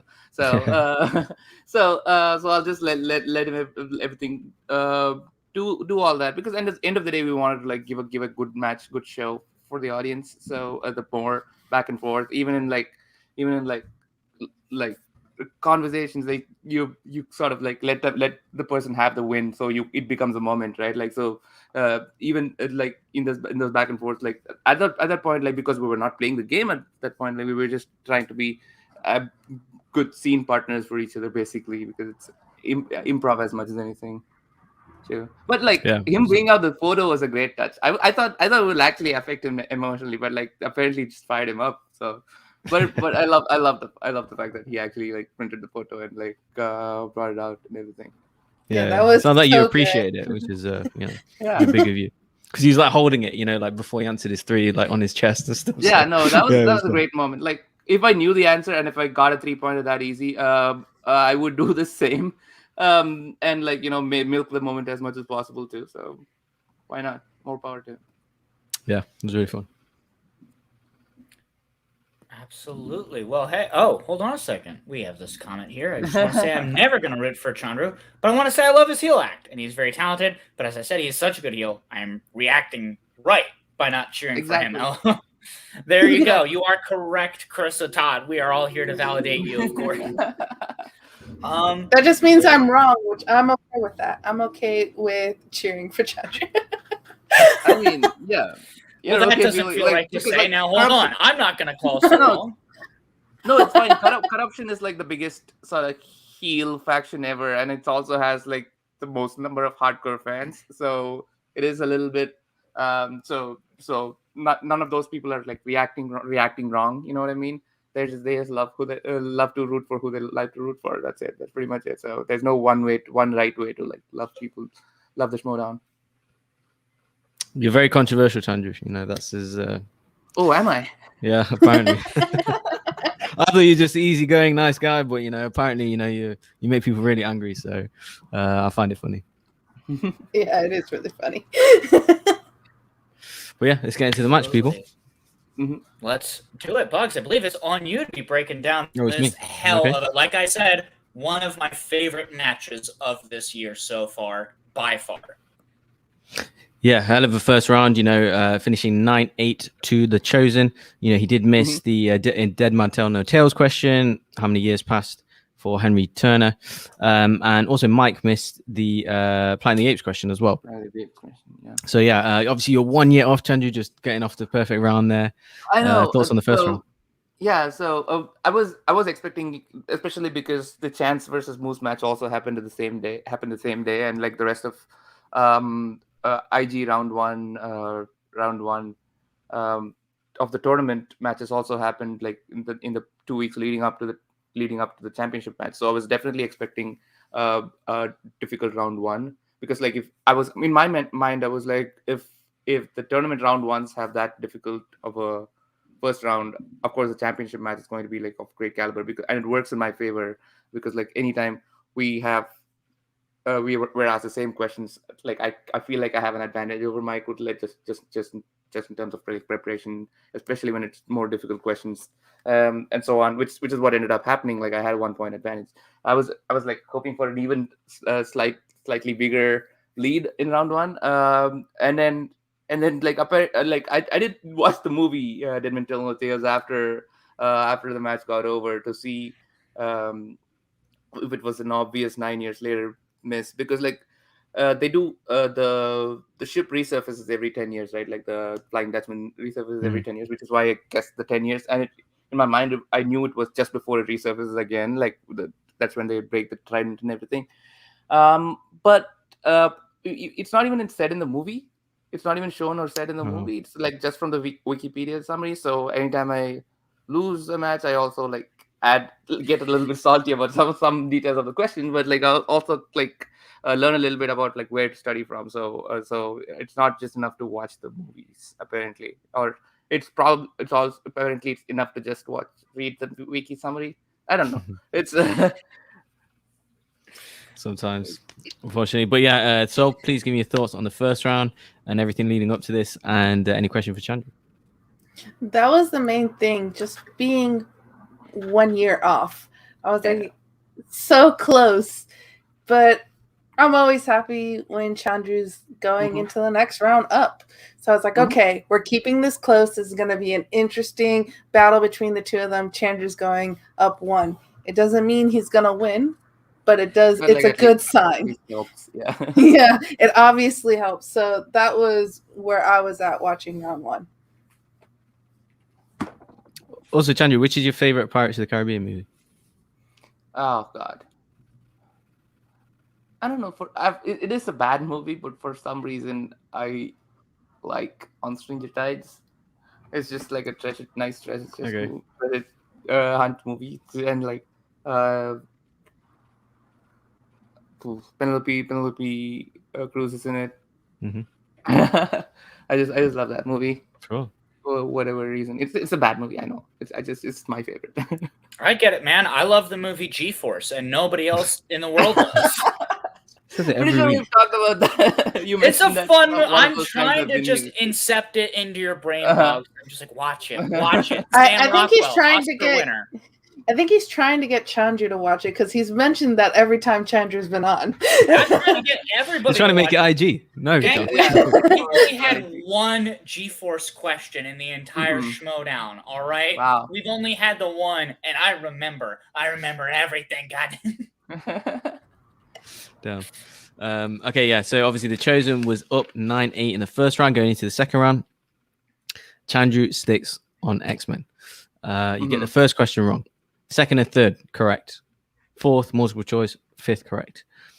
Mike spins off animated, lands on comic book movies. He goes perfect the whole round. He leads round 2, 18-16. So obviously you no longer have the lead. Thoughts on the second round, Chandru? I would say off the top, obviously I'll come to the later round, but I did feel like I don't know what it is, just with these smaller slices, they just seem to be so deep cut. Maybe thoughts on the second round there, Chandru, and because any potential regrets there? Yeah, no, they do seem to be like deep cuts. Like so, we did one. We were considering it, like so, especially because there were 12 slices on the wheel. Like we had decided ahead of time, like which ones we're keeping, which ones we're spinning again. And again, watching the other match, it seemed like they do get deeper, but like even broad categories like Marvel, DC,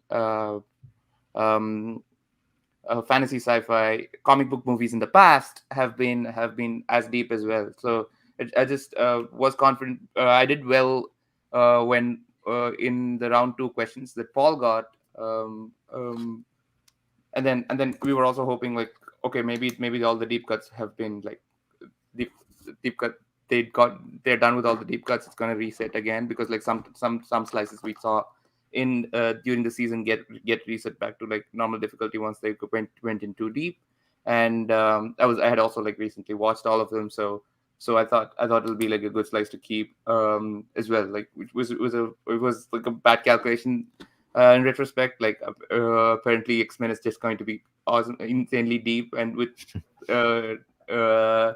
regardless.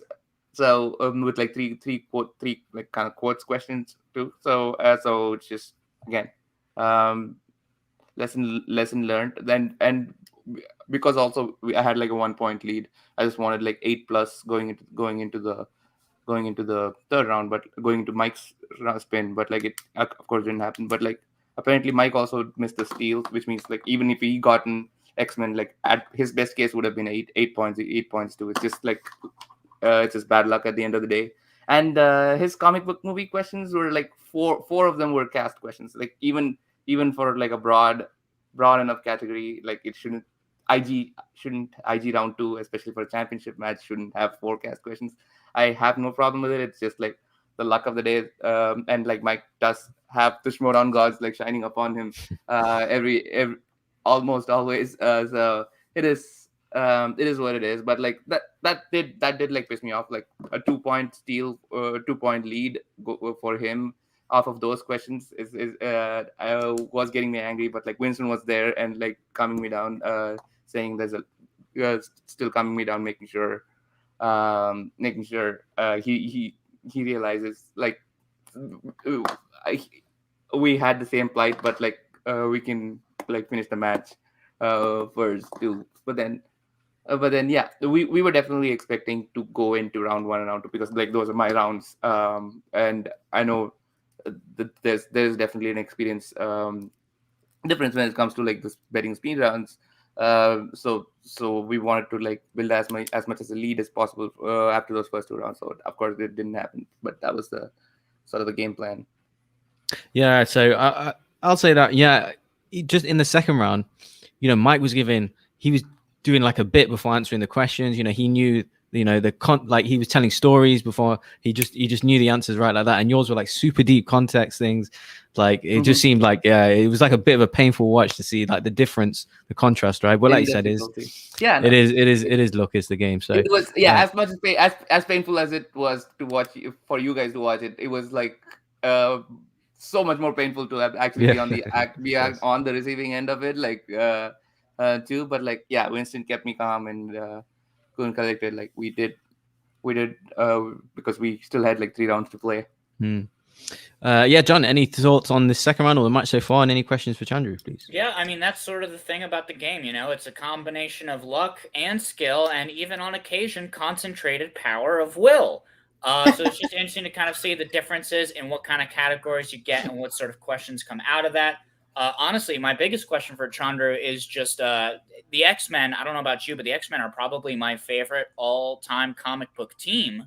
So I actually wanted to ask you, what is your favorite piece of X-Men media, whether that be a movie, a TV show, or a comic book? X-Men. I haven't read any of the comic books or like watched any of the TV shows, so it's only from the movies. So I think my favorite was Days of Future Past, just because like you got to see everyone, and it was such like we didn't even know there was going to be more X-Men movies, right? So it was like a great curtain call both for like the old cast and the new cast, and it was like an amazing like time travel. I also have like a soft spot for time travel movies, no matter what happens, and I'm glad more time travel movies were added this year too. So Days of Future Past would be mine. Absolutely. Yeah, I will say, if you like that, one of my personal favorites on Disney Plus, you don't have to watch G-Force. You can instead watch Wolverine and the X-Men. It's a 1-season series on Disney Plus. It's very good. It deals in some of the like future past type multiple timeline stuff. It's great if you're a fan of Wolverine and of Nightcrawler. But I'll tell you what, one thing I'm a fan of, it's the Streamlabs we just got from Canada Rocks, and that's a seamless segue as we get into this. First Streamlabs. I'm killing it.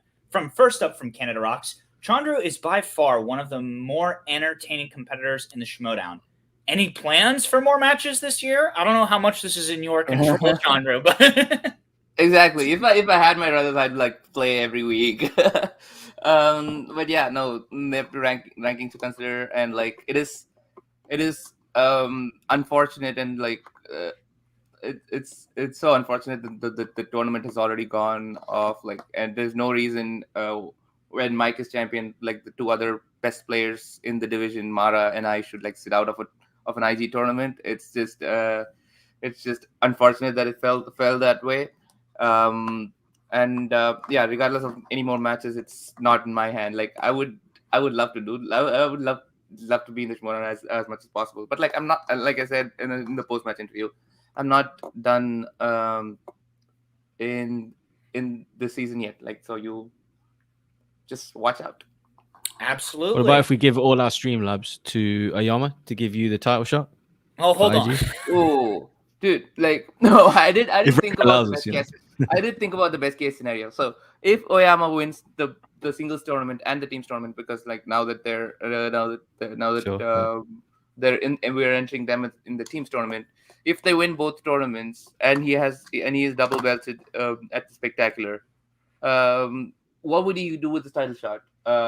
One thought was like, okay, maybe he gives the title shot to me, and but my immediate thought was like, he's an IG player. If he gets lucky and gets like 4 cast questions in round 2, he might become a champion.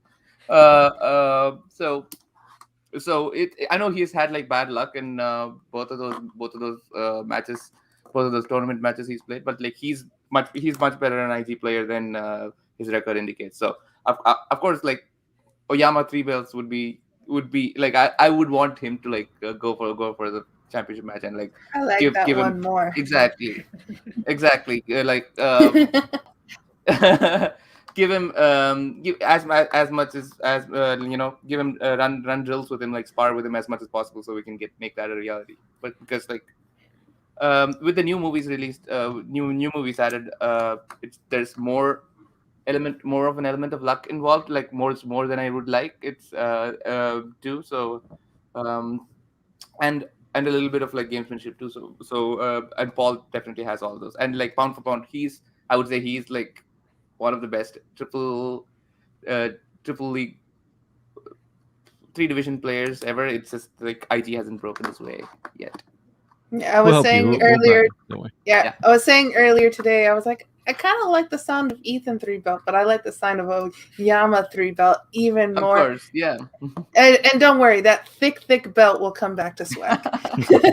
One way or the other, yeah, exactly. Oh gosh. Oh well, Soul, do you want to read out this second Streamlab that we got as well from, looks like, Dragon17? Thank you so much. It's from Dragon17 for Chandru. Honestly, where do you rank yourself on the all-time IG ranking? What do you mean by all time? Is it just based on record? It's based on legacy? Is it based on like accuracy? It's like a wavering thing for me. I'm still a Rachel Cushing super fan, so I'm gonna put like Rachel number 2, because like it's hard to deny Mike's legacy at this point. I'd say Mike, Rachel, Mara, and then Smets and me are tied in 4th. How very humble of you, Chandru. Yeah, no, good choice. Mean, but if I had won this game, I would have like easily said like I was the number 1, because like I had 3 title wins, as much as Mike, and then I had the win over him. But like, of course, because of the like the quote unquote bad game, like that was I would definitely rank Mike, Rachel, and Mara above me. Again, you can't deny the actual records. Very, very honest of you, Chandru. But we do have a number of patrons now waiting for you as well. So we'll try and get through this match as quickly as possible, because lots of people waiting to speak to you as well. And any more questions, anyone, please send in your Streamlabs super chats. We'll get them read for Chandru. But moving on to where the game changed really massively, Chandru, in round 3 and 4. Obviously, round 3, they did land on DC. They asked the Wonder Woman 84 question. You both get it right. You bet 2, he bets 3. That round ended 21-18. Now ended round 4. obviously Mike did. Okay, so Mike got the 3. He added 3 points. You missed 2. So the round ended 24-16. So, thoughts on that round? Because obviously, there was a big swing here. Yeah, no. Again, like I said, like we were expecting to go into the in the buzzer round with the lead, like, but there was no way. I felt like I would know a question, or like no an answer to a question that Mike would not know in DC. And as soon as he spun DC, I was like, yeah, of course it's DC, because like every betting round that he's had, every championship match, the betting round somehow ends up being DC. And like this time, I can't even like blame a digital wheel or anything. It was literally a physical wheel. But like, well, like that's one. So we just kind of. And also like most of his championship wins, like with Rachel, with both his matches against Rachel and like one of his other matches too, like he always like hits the betting round question, which when the other person misses. So I was so that was likely, even though like I knew my DC, so that's why we went like a little shy. Like again, in retrospect, I would have gone 3. And then the speed round, like we did practice a bunch, both on the first studio day as well as like the 2 days before the match itself. So it wasn't for lack of practice. It was just me being more aggressive because I kind of wanted the lead coming out of a lead or at least tight coming out of the buzzer round, which meant I went more aggressive than I wanted to, like before they could finish the question too. So I still stand by my choices. Maybe if the question order was different, like I would have been more aggressive in the questions that needed them, then less aggressive in the questions that didn't need them, things like that. But my thought process was like, if I buzz in before I know the answer and like guess wrong, I would get a -1.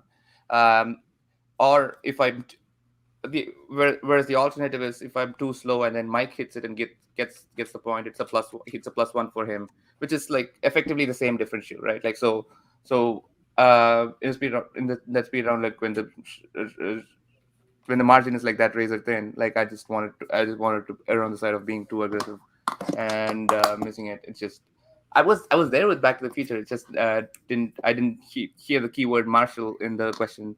Else I would have gotten it.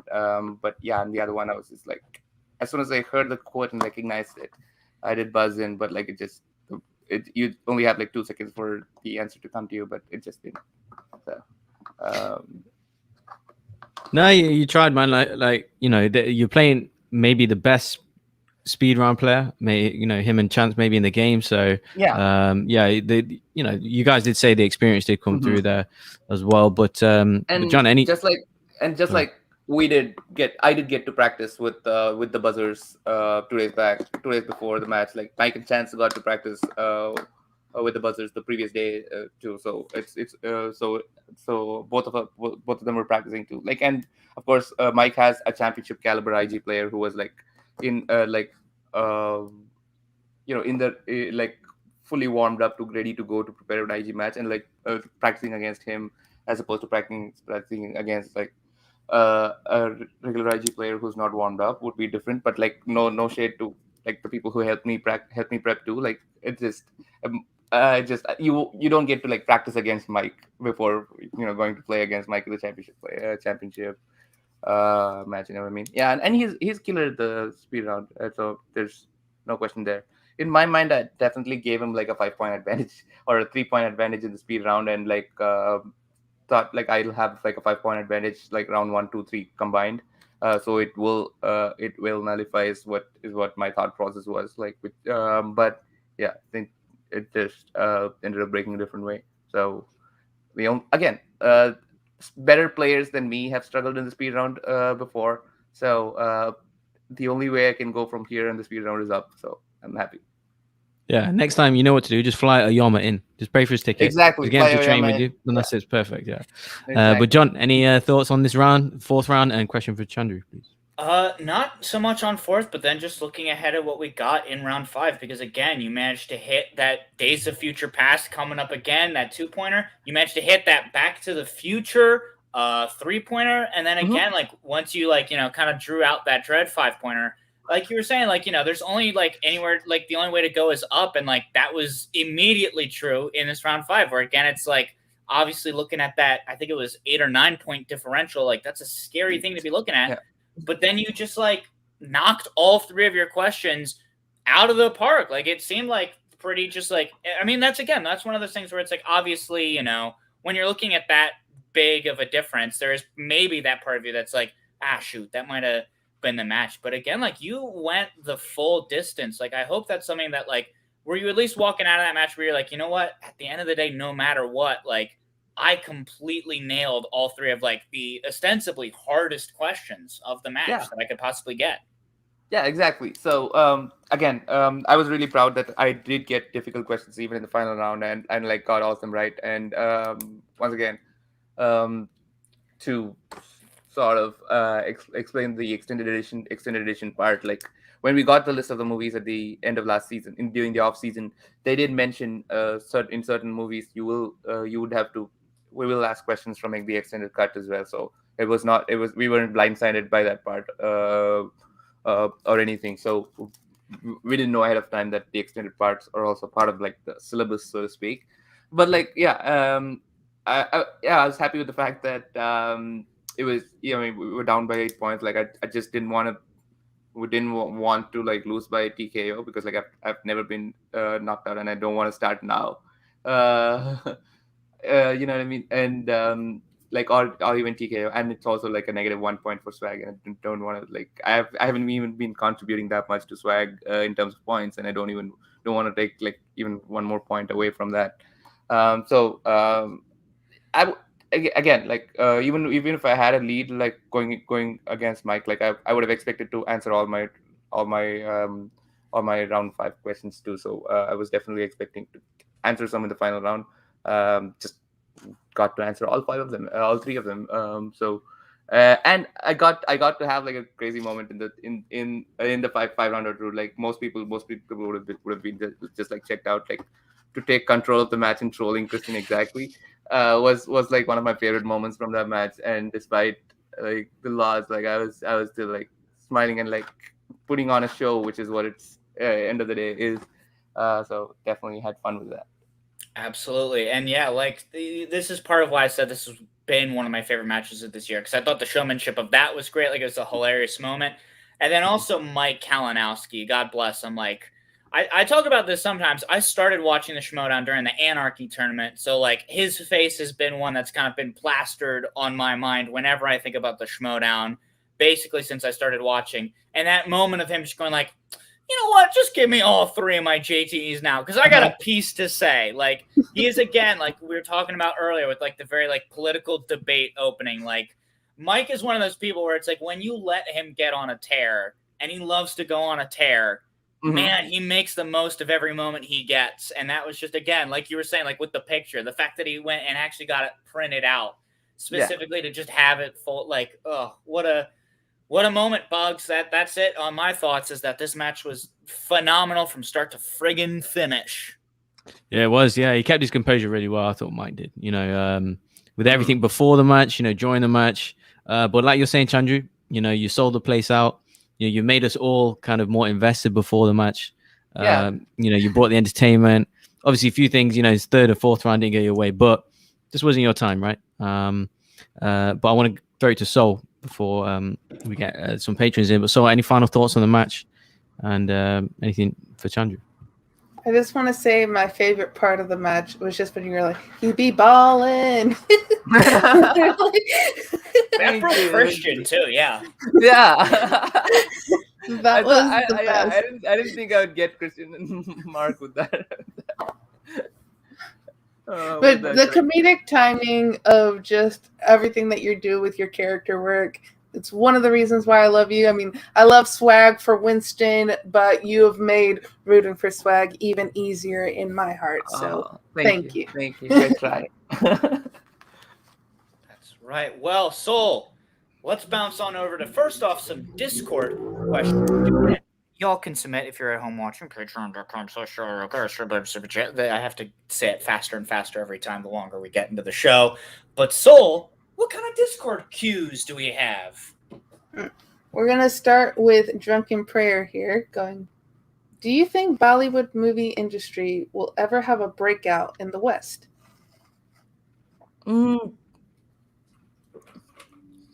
Yeah, probably. It's gonna take a while because like now it's still like now it's like also moving in like the blockbuster direction that US is, and like the budgets are definitely so much higher here than it is in India. So it kind of comes off as like a cheap knockoff, but like when they do like those blockbuster type movies, but like when it comes to like art house cinema or like cinema verite, like Bollywood does it really well. It's just going to be a matter of like how open the US film industry is. Like uh, they've like opened up, like they watch a bunch of Korean cinema. Like even there is still like there's still like the subtitle gap, especially because most Indian movies are going to be in like the local languages. US still needs to like overcome the subtitle gap, so so it is kind of difficult to see that. Like, but film fans do watch some Bollywood cinema. It's just that the most of the energy and the time, just like in Hollywood, also in Bollywood goes to like the blockbuster movies, which Hollywood already has in like pretty high supply. So it's going to take like the festival movies, and they're great ones to like break through here. Like Director Bong said, that if you can get over the subtitles, you'll be introduced to so many stories and movies from all around the world. I think Parasite from that year was my favorite year, and I don't speak Korean. I speak 2 languages, but not Korean. Exactly. I love Parasite too. Yeah, it was a great movie. And we have from Jeremy Miller, if you played in teams, who would you want to play with, and what would be your costumes as teammates? Oh wow. Let's see. Of the active players, I would want to feel helpful in teams. So maybe someone who doesn't know like the IG side of it and like the more recent movies, etc. etc. So maybe McQueenie, or if someone who if like someone who also wants to like focus more on the fun aspect of it, like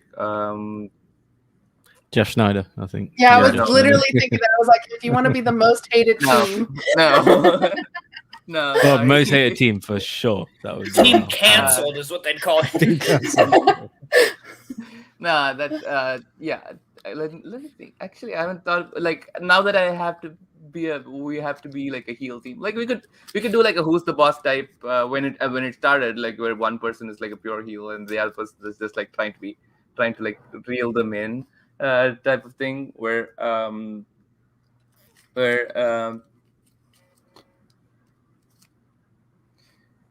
it could be. Oh, I'm just blanking. Here's what I was like, here's all I'm that I trying to have to think. contribute. Heel Team 6. That's all I've Heel got. Team 6, yes. Heel Team 6. I don't know who that would be with, but that's. I'm just thinking of the game you played and trying to do it in reverse. We got the name Heel Team 6. Now who's going to be the partner? Exactly. Yeah. Yeah. I would love to like be teammates like Paul Preston, or Paul Preston would be fun. Yeah, especially because he wants to go full on aggro as well, as we saw from his last matches. So that would be very interesting. I'd be here for it. And our last question we have from Gift Taylor: given the chance, would you change the game format for the Schmoedown? Ooh, given the chance, I have thoughts about like how the round 5 could be different, like in a 3-rounder match, because like there's no betting involved. How the round 5s could be different. So that is like one thought I had. So basically, there is a 2-pointer, 3-pointer, 5-pointer that is asked to both people, and you get to bet anywhere from 0 to 2, and that's how, and then you either get the points or lose the points based on whether you hit it or no. So that was like kind of my idea. With the round 3, it just so on the 3-pointers you get to bet between 0 and 3, and the 5-pointers you get to bet between 0 and 5. So there's no question of like question disparity, especially in the final rounds. And there's a lot more gamesmanship, like especially if someone's down by 2 points, how much do they bet in their just before their 5-point question? Do you bet it all, or like do you just bet 3 or do you just bet 2 hoping the other person would like bet even less and miss? So there's a lot more gamesmanship involved there, instead of just like getting the question. It used to be kind of like that in season 1, but except there was only one final round question, and people they were able to bet as much as they want. Like Jeopardy, and this would be like a slight twist on that, but yeah, again, the way it is right now also works great, especially for a 5-rounder. But like if I could make a difference, that would be it. That'd be very interesting. I'd like to see just like one match that way to see how it works and what people would bet. ASG did a comment here saying Chandru's win in defense plus 4th round Roka equals heel team 6. Oh wow! I don't think Roka Inappropriate matches. that is for this kind of channel, actually. I don't think Roka matches the dance qualifications that Nerd Chronic is looking for your teammate in, but that would be an interesting team. Have you seen anyone, Chandru? Anyone that that can test actually you? dance? I think Claudia Dolph, right? Claudia Dolph is a dancer. She's like a dancer. Yeah, I've heard Claudia Dolph dances. I've heard Marisol dances. I've heard who else? I mean, I want to watch Paul Preston move. You already said Paul Preston. I want to watch that. I want to see what he comes up with. Teach some dance moves to Paul Preston. That'll be fun. We can do all of those. Oh yeah, we'll have a dance-off, an exhibition dance-off on Patreon or something. Yeah, exactly. See, join the Patreon. You'll see Chandru and all the other players have a dance-off. Any more Discord questions, though? That's it. All righty then. I have to pull out my phone to see the order of the patrons that are going to be coming through. Don't forget, gang, thank you so much for your patronage. Please limit your questions to 1 because we have a wonderful, busy man here, and we all have other things to do. But we love your comments, but also 1. As we get to our first patron, I believe, is the wonderful Maria. Is that correct? Hello, how's it going? Hey. Oh, I'm just wonderful. Just wonderful. You pointed it out. What can I say? Hi, Maria. You got me. Hi. How are you? Pretty good, Maria. How are you? I'm pretty good. I have a question for you. My heart broke over this whole situation with Dan Murrell and the gang because I'm a fan of Dan's and I'm a fan of yours, and it bothered me a lot. I didn't know how much of it's real and how much it's not. That's one of the things I'm having trouble with disassociating from. So were you really upset when this all went down, or were you okay? That's really what I want to know, whether I should be angry or should I not be. Oh no, I was not upset. Like I was not upset. I'll just okay, everybody tells me that, but I feel these things for you guys. I feel like, oh my God, you guys got distance, awful, and so I guess I'm reacting maybe the right way, but I don't want to. Yeah, so many people were supporting me on Twitter and like the message boards and everything, and which I kind of was like iffy. I mean, I'm rightfully so. Even if it was rightfully so, I didn't want like that support going into this match. Like I want as many people to like root against me as possible. Going into this match, that's so hard for me. I don't know what I'm gonna do. I'm just gonna have to figure this all out. I get so worried, I don't want anybody to be unhappy. I don't know what their character flaw. Makes sense. Like, if anything, like, okay, if like all these people are or like I'm also a fan first, so I have like idolized them and put them on a pedestal for so long, and okay, and it's slow. It's like a slow learning curve for me, and like I should come to the fact that they're also human. They also make mistakes just like everyone else. So that's how I deal with it. I'm not that. Well, you seem like a very nice person. I just want to make sure because I'm trying not to overreact to things that don't really mean anything. I'm trying to trying to play the game, but I Yeah. don't really always know the rules. So, okay, that's all I yeah. had. Thank you for. I tend not to overreact. But Okay. yeah, thank you. All right. Thanks, Maria. Thank you so much. As we bounce on over to patron number 2, which I believe is once again the delightful Drunken Prayer. Delightful. There he is. Hey. Hey, Chandru. Hey, Nice to see you again, buddy. Good to see you. 2 quick comments. Just want to say, one, nice to see you. You seem much more relaxed this time that you're on. You seem much more relaxed tonight. I don't know why. You just seem like you've got more energy. Oh no, I mean just that in a like, nice way, by the way. I don't mean that disrespectfully. Sorry. no, I just love talking to all these 3 guys, and also knowing the fact that I don't I don't have a match anytime coming soon. I'm just like happy to just talk. I don't know. I also have like no match to promote, or like I don't need to like build heat anymore. So I'm just He's like, not holding secrets, he's just Exactly. free now. Right? No exactly. cards to the chest. Second Yeah, comment was that's that lady up there. that's pretty much it. Second comment was that lady up there. I don't know if I'm pointing the right way on camera here. Yeah, she's, and like she's one of for your the- biggest defenders in the entire planet. Oh. Yeah, for the longest time I was kind of worried about like not being in character in after shows and everything. Like meaning like I might lose like the heat and everything, but like turns out I can just like send out a tweet just 2-3-4 days before a match and like have everyone hate me again. So now that I know that, I don't need to like sort of be in character in after shows. So, or like especially when I don't have a match coming up. That's pretty much it. Sorry, I know we're pressed for time here. I'll ask, do you want the serious question or do you want the stupid question? Both. Make them one question. Find a way to Okay, make stupid it question. serious. Okay, you can have the stupid question. What's your favorite bad movie? Like the movie that you're just like, well, this is so bad, but it's so good. Okay. Oh, this is gonna take a while. That's not on Stranger Tides. I mean, Suicide Squad. Apart from Suicide that. Squad. I like Suicide Squad. It's yeah. Yeah. Which one? There's someone I else don't- on here who likes it as well, and Really? he's Okay. looking Really? around. People? No, man. Which one? The Yeah, Enchantress I think- stuff is cool, right? Yeah, No, I'll no, just answer it it's not. quickly. So if you want, you can answer the serious question. I'll try to answer that quickly as well.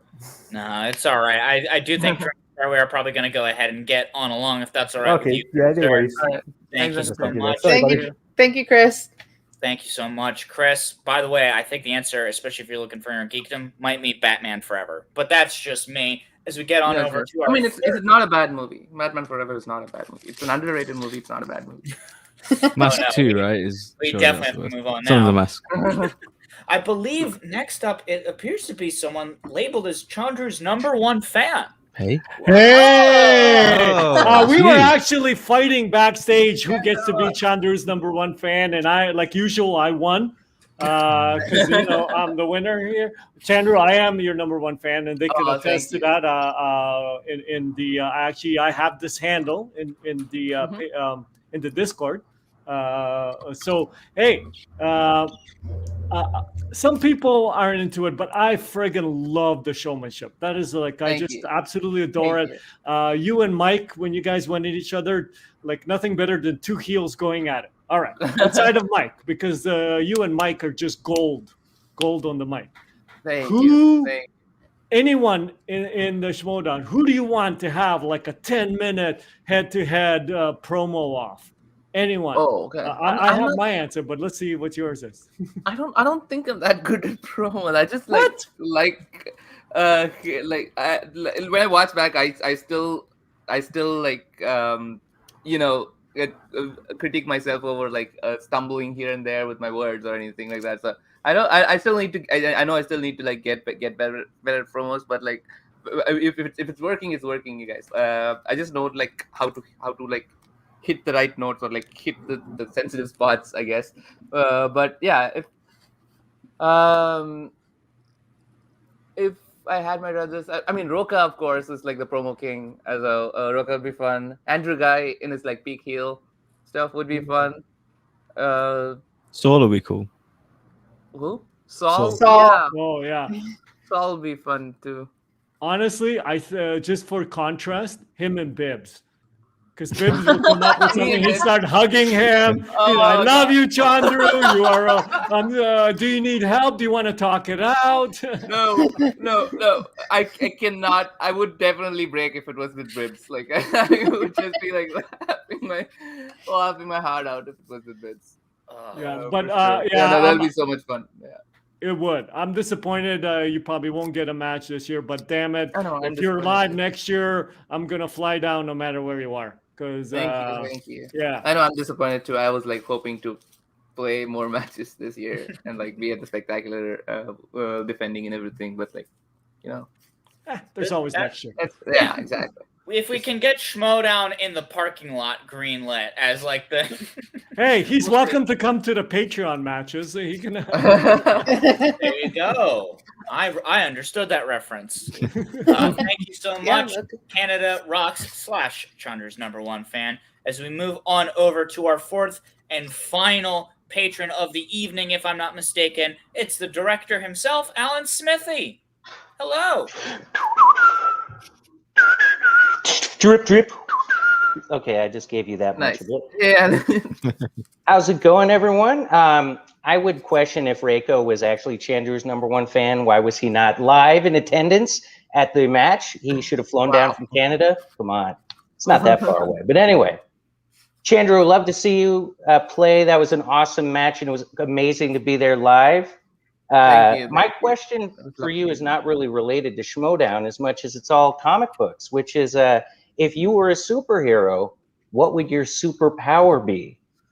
And I got a good one. So when you're done, I'm going to wow the audience with a new comic book hero. Anyway.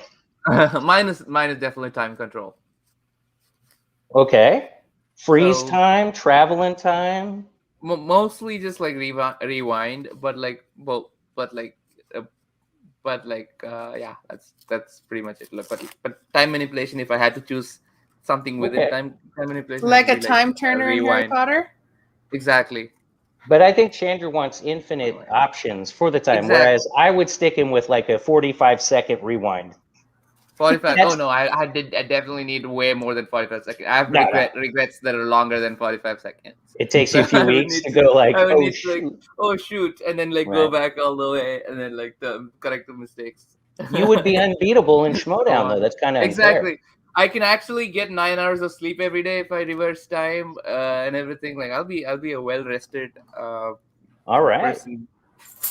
Okay, mine really quick is that I want to be able to absorb all bullets that are shot at me, and they don't just bounce off, but I absorb them and I shoot them back using my fingers, and I'd be called Handgun. I already have. Very creative. I already have a superpower, and it's called being a single mother. Alan Smithy, thank you so much for your wonderful comment and for a thinker as well. Everybody at home, I want you to think about your Everyone loves a thinker, yeah. And hey, thanks for having me back, and good to see you again, Chandru. Rock and roll. Mm-hmm. Good to see you on the show, man. We will get the Time Turner versus Handgun in comics. We'll publish it through Dark Horse. I want to shout out ASG 1982 in the chat. Goes, Mercs are going to turn Chandru face via a dance party. Oh my God. Listen, having gotten to spend a digital weekend with Jesse Swift, there are few parties quite like a Quirky Merc party. Mm-hmm. That's what I've heard. Well, goodness gracious. How about that, gang? We got to talk about a great match, some comic books, everyone's favorite superpower, Boggs and Soul. We will, of course, expect answers from you by the end of the show. But Chandru, I wanted to ask you, you've been so kind to speak with us. It's been so great to have you on. Obviously a tough loss, obviously an end of the season. Mm-hmm. But I wanted to ask, just looking forward, what are you most excited for next year? Should that be the next time you get a match? I mean, I'm just excited to play again, basically.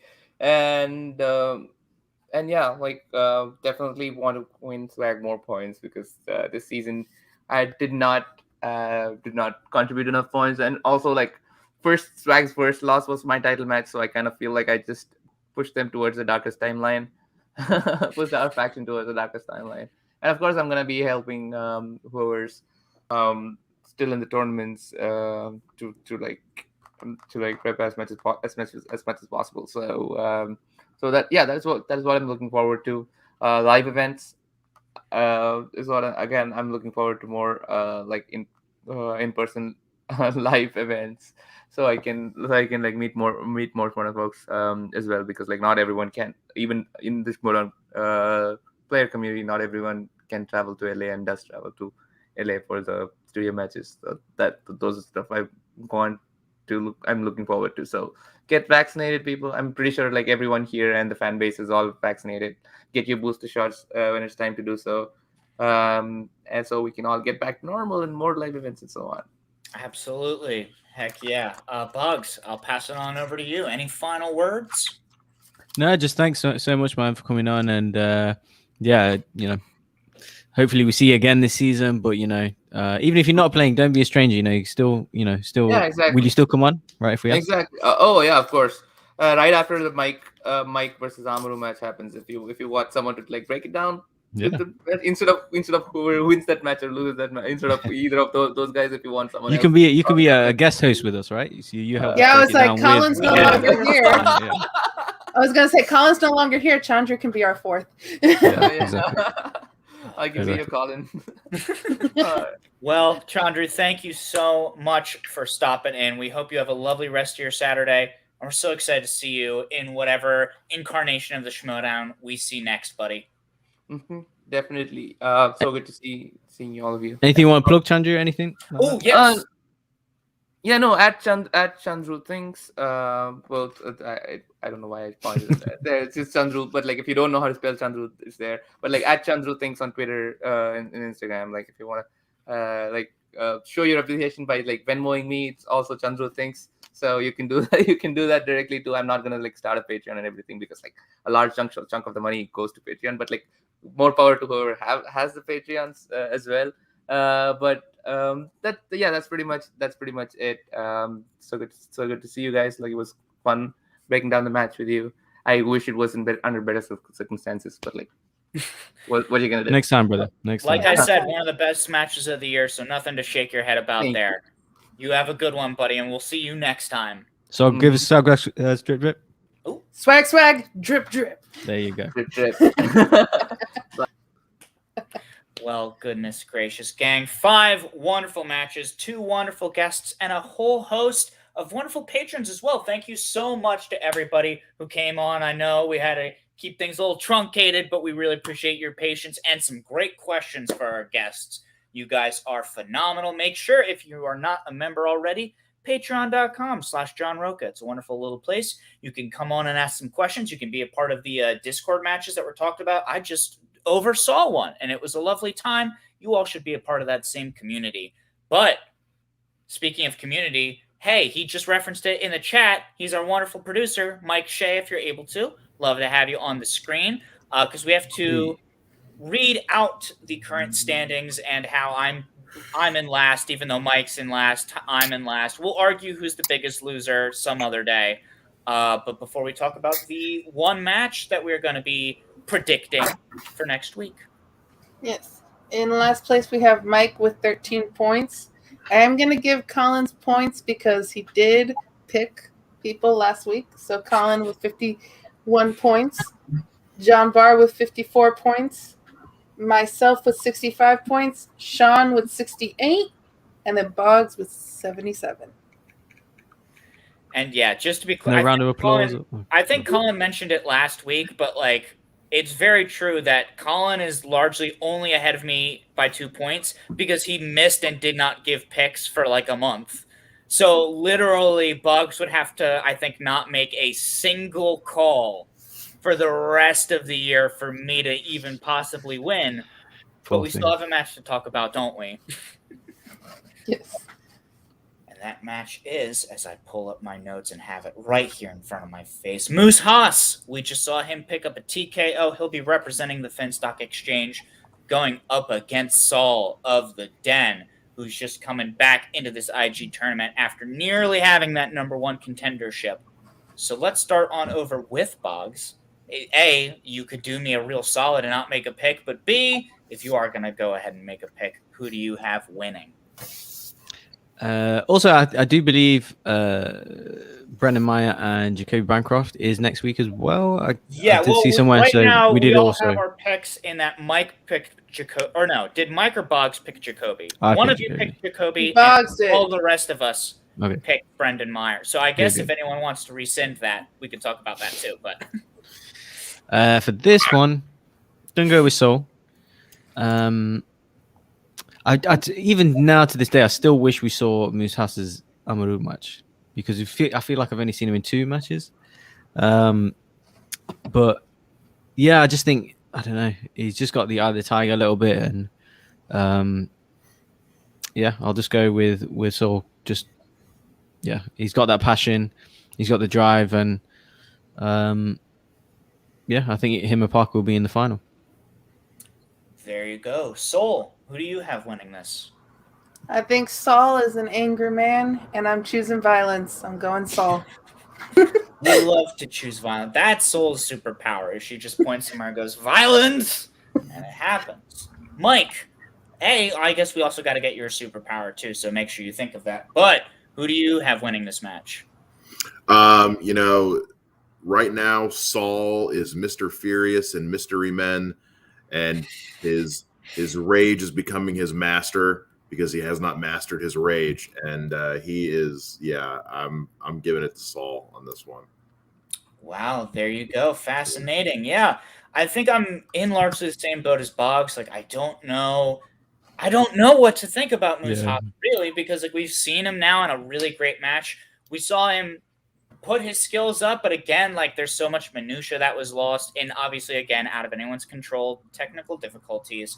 So it is tough to try and rate Moose Haas, especially when all of the rest of you pick Saul. I really thought there was going to be more discussion on this, but we got a Saul train going, and I don't want to break it. I don't want to break it because Moose Haas will forgive me if I root against him and he wins. But again, yeah, Saul is somebody he's been in this now for a minute. He earned that match in like a more seen and visible way, obviously, just because again Moose had the 2 matches before almost getting to it, whereas Saul has been kind of playing for a minute and just got his revenge against Brandon Hanna, arguably one of his biggest rivals. So I think kind of Saul is in a position right now to really build up some momentum in a way that Moose Haas maybe necessarily isn't. So I think I'm also gonna vote for Saul. That way, if we all go down, we go down together. Well, there is one person breaking the Saul train, and that is Sean. Sean is going for Moose Haas. Oh, there we go. Sean is really putting all his chips in that basket. He What doesn't about that guy? Oh, what happened? We love him. He's out there. He's having okay. to probably deal with some annoying people over computers, though. So hopefully, Sean's spirit is still intact as much as it can be in customer service.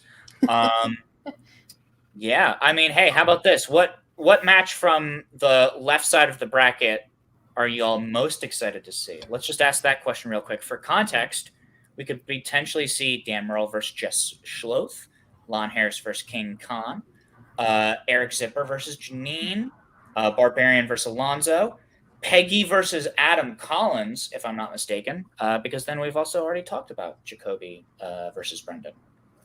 I think Zip versus Janine for me, because Janine is a powerhouse and Zip is one of the most underrated players, in my opinion, in this league. He just has a lot of bad luck, but he's super knowledgeable. He is a 3-division player.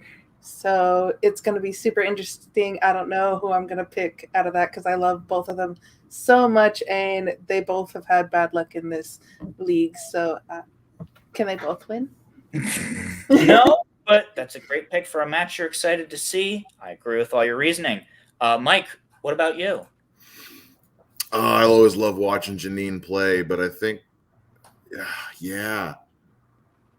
I was gonna pick a different one, but no, I gotta go with Zipper and Janine, man. I love watching Janine play. There you go. How about you, Boggs?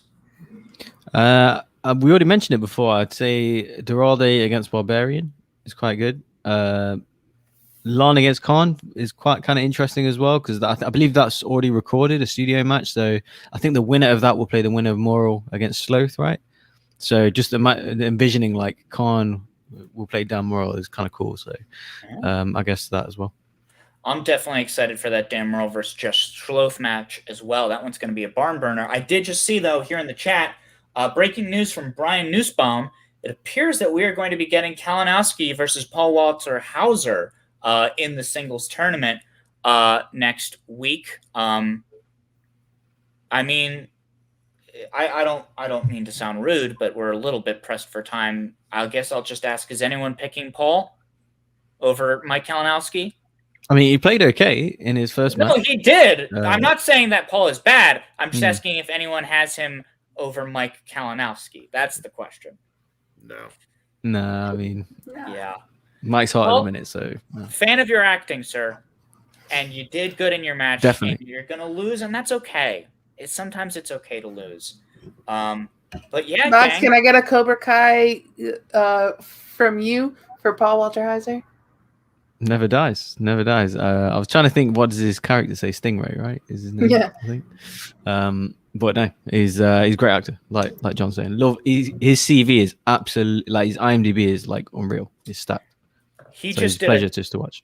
He just did a great bit in season 2 of I Think You Should Leave, which is like one of like the most fun sketch comedy shows that are on right now. Check that out if y'all haven't. But there's a lot of things you'll be able to check out now because we're ending the show. Oh, that's the end of this week's. No, it's not. Mike is holding a finger. Real quick, just before we do, somebody by the name of Handgun sent in a Streamlab. I just wanted to say thanks again for the show, everybody. I think I might recognize who that is. When's that movie hitting theaters, Alan? Let us know. Yeah, let us know, Smithy. If you need a goon to get beat up by Handgun, like in a montage, I'm your guy. I look like a goon for sure. For sure. So you get shot and he fires the bullet. That's kind of cool. Yeah, it's like a Sebastian Shaw, except instead of kinetic energy, it's metal balls.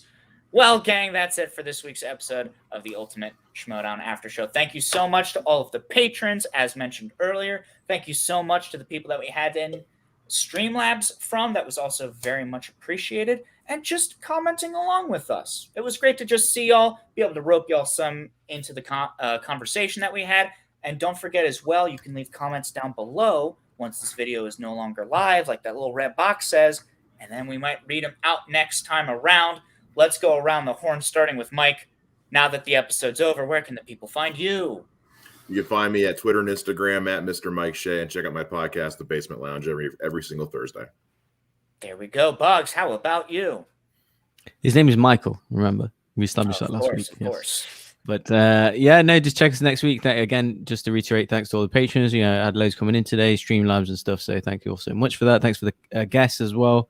Another big show next week, no doubt. I will say check out the Pop Culture Universe. Me and Sol and Sean do our trailer reactions, reviews, what if reviews and all that stuff. So just have a look over there if you're interested. There we go. And Sol, what about you? I'm going to say what Box says, and I think my superpower, I would be, for Harry Potter fans, I would like to apparate because it'd be really good for traveling. I wouldn't have to pay to be on a plane. I could just go anywhere in the world. Well, my answer was going to be teleport, but now I have to think some more over. I'll follow y'all up. Hey, on Twitter, at JohnBarTweets. You can find me there. Maybe I'll tweet out what my superpower is. Or you could go to my Instagram, at JohnBarTweets. My TikTok, I think, is John_Bar. I got to remember how to use TikTok. And then twitch.tv/JohnBar. Any of those places. This has been the Ultimate Schmoedown After Show. Thank you so much for watching, and we'll see you next week. Hold on, I have to go down at the end of a sentence. So you get shot, and he goes, and he absorbs it, and that is really cool. Is it one finger?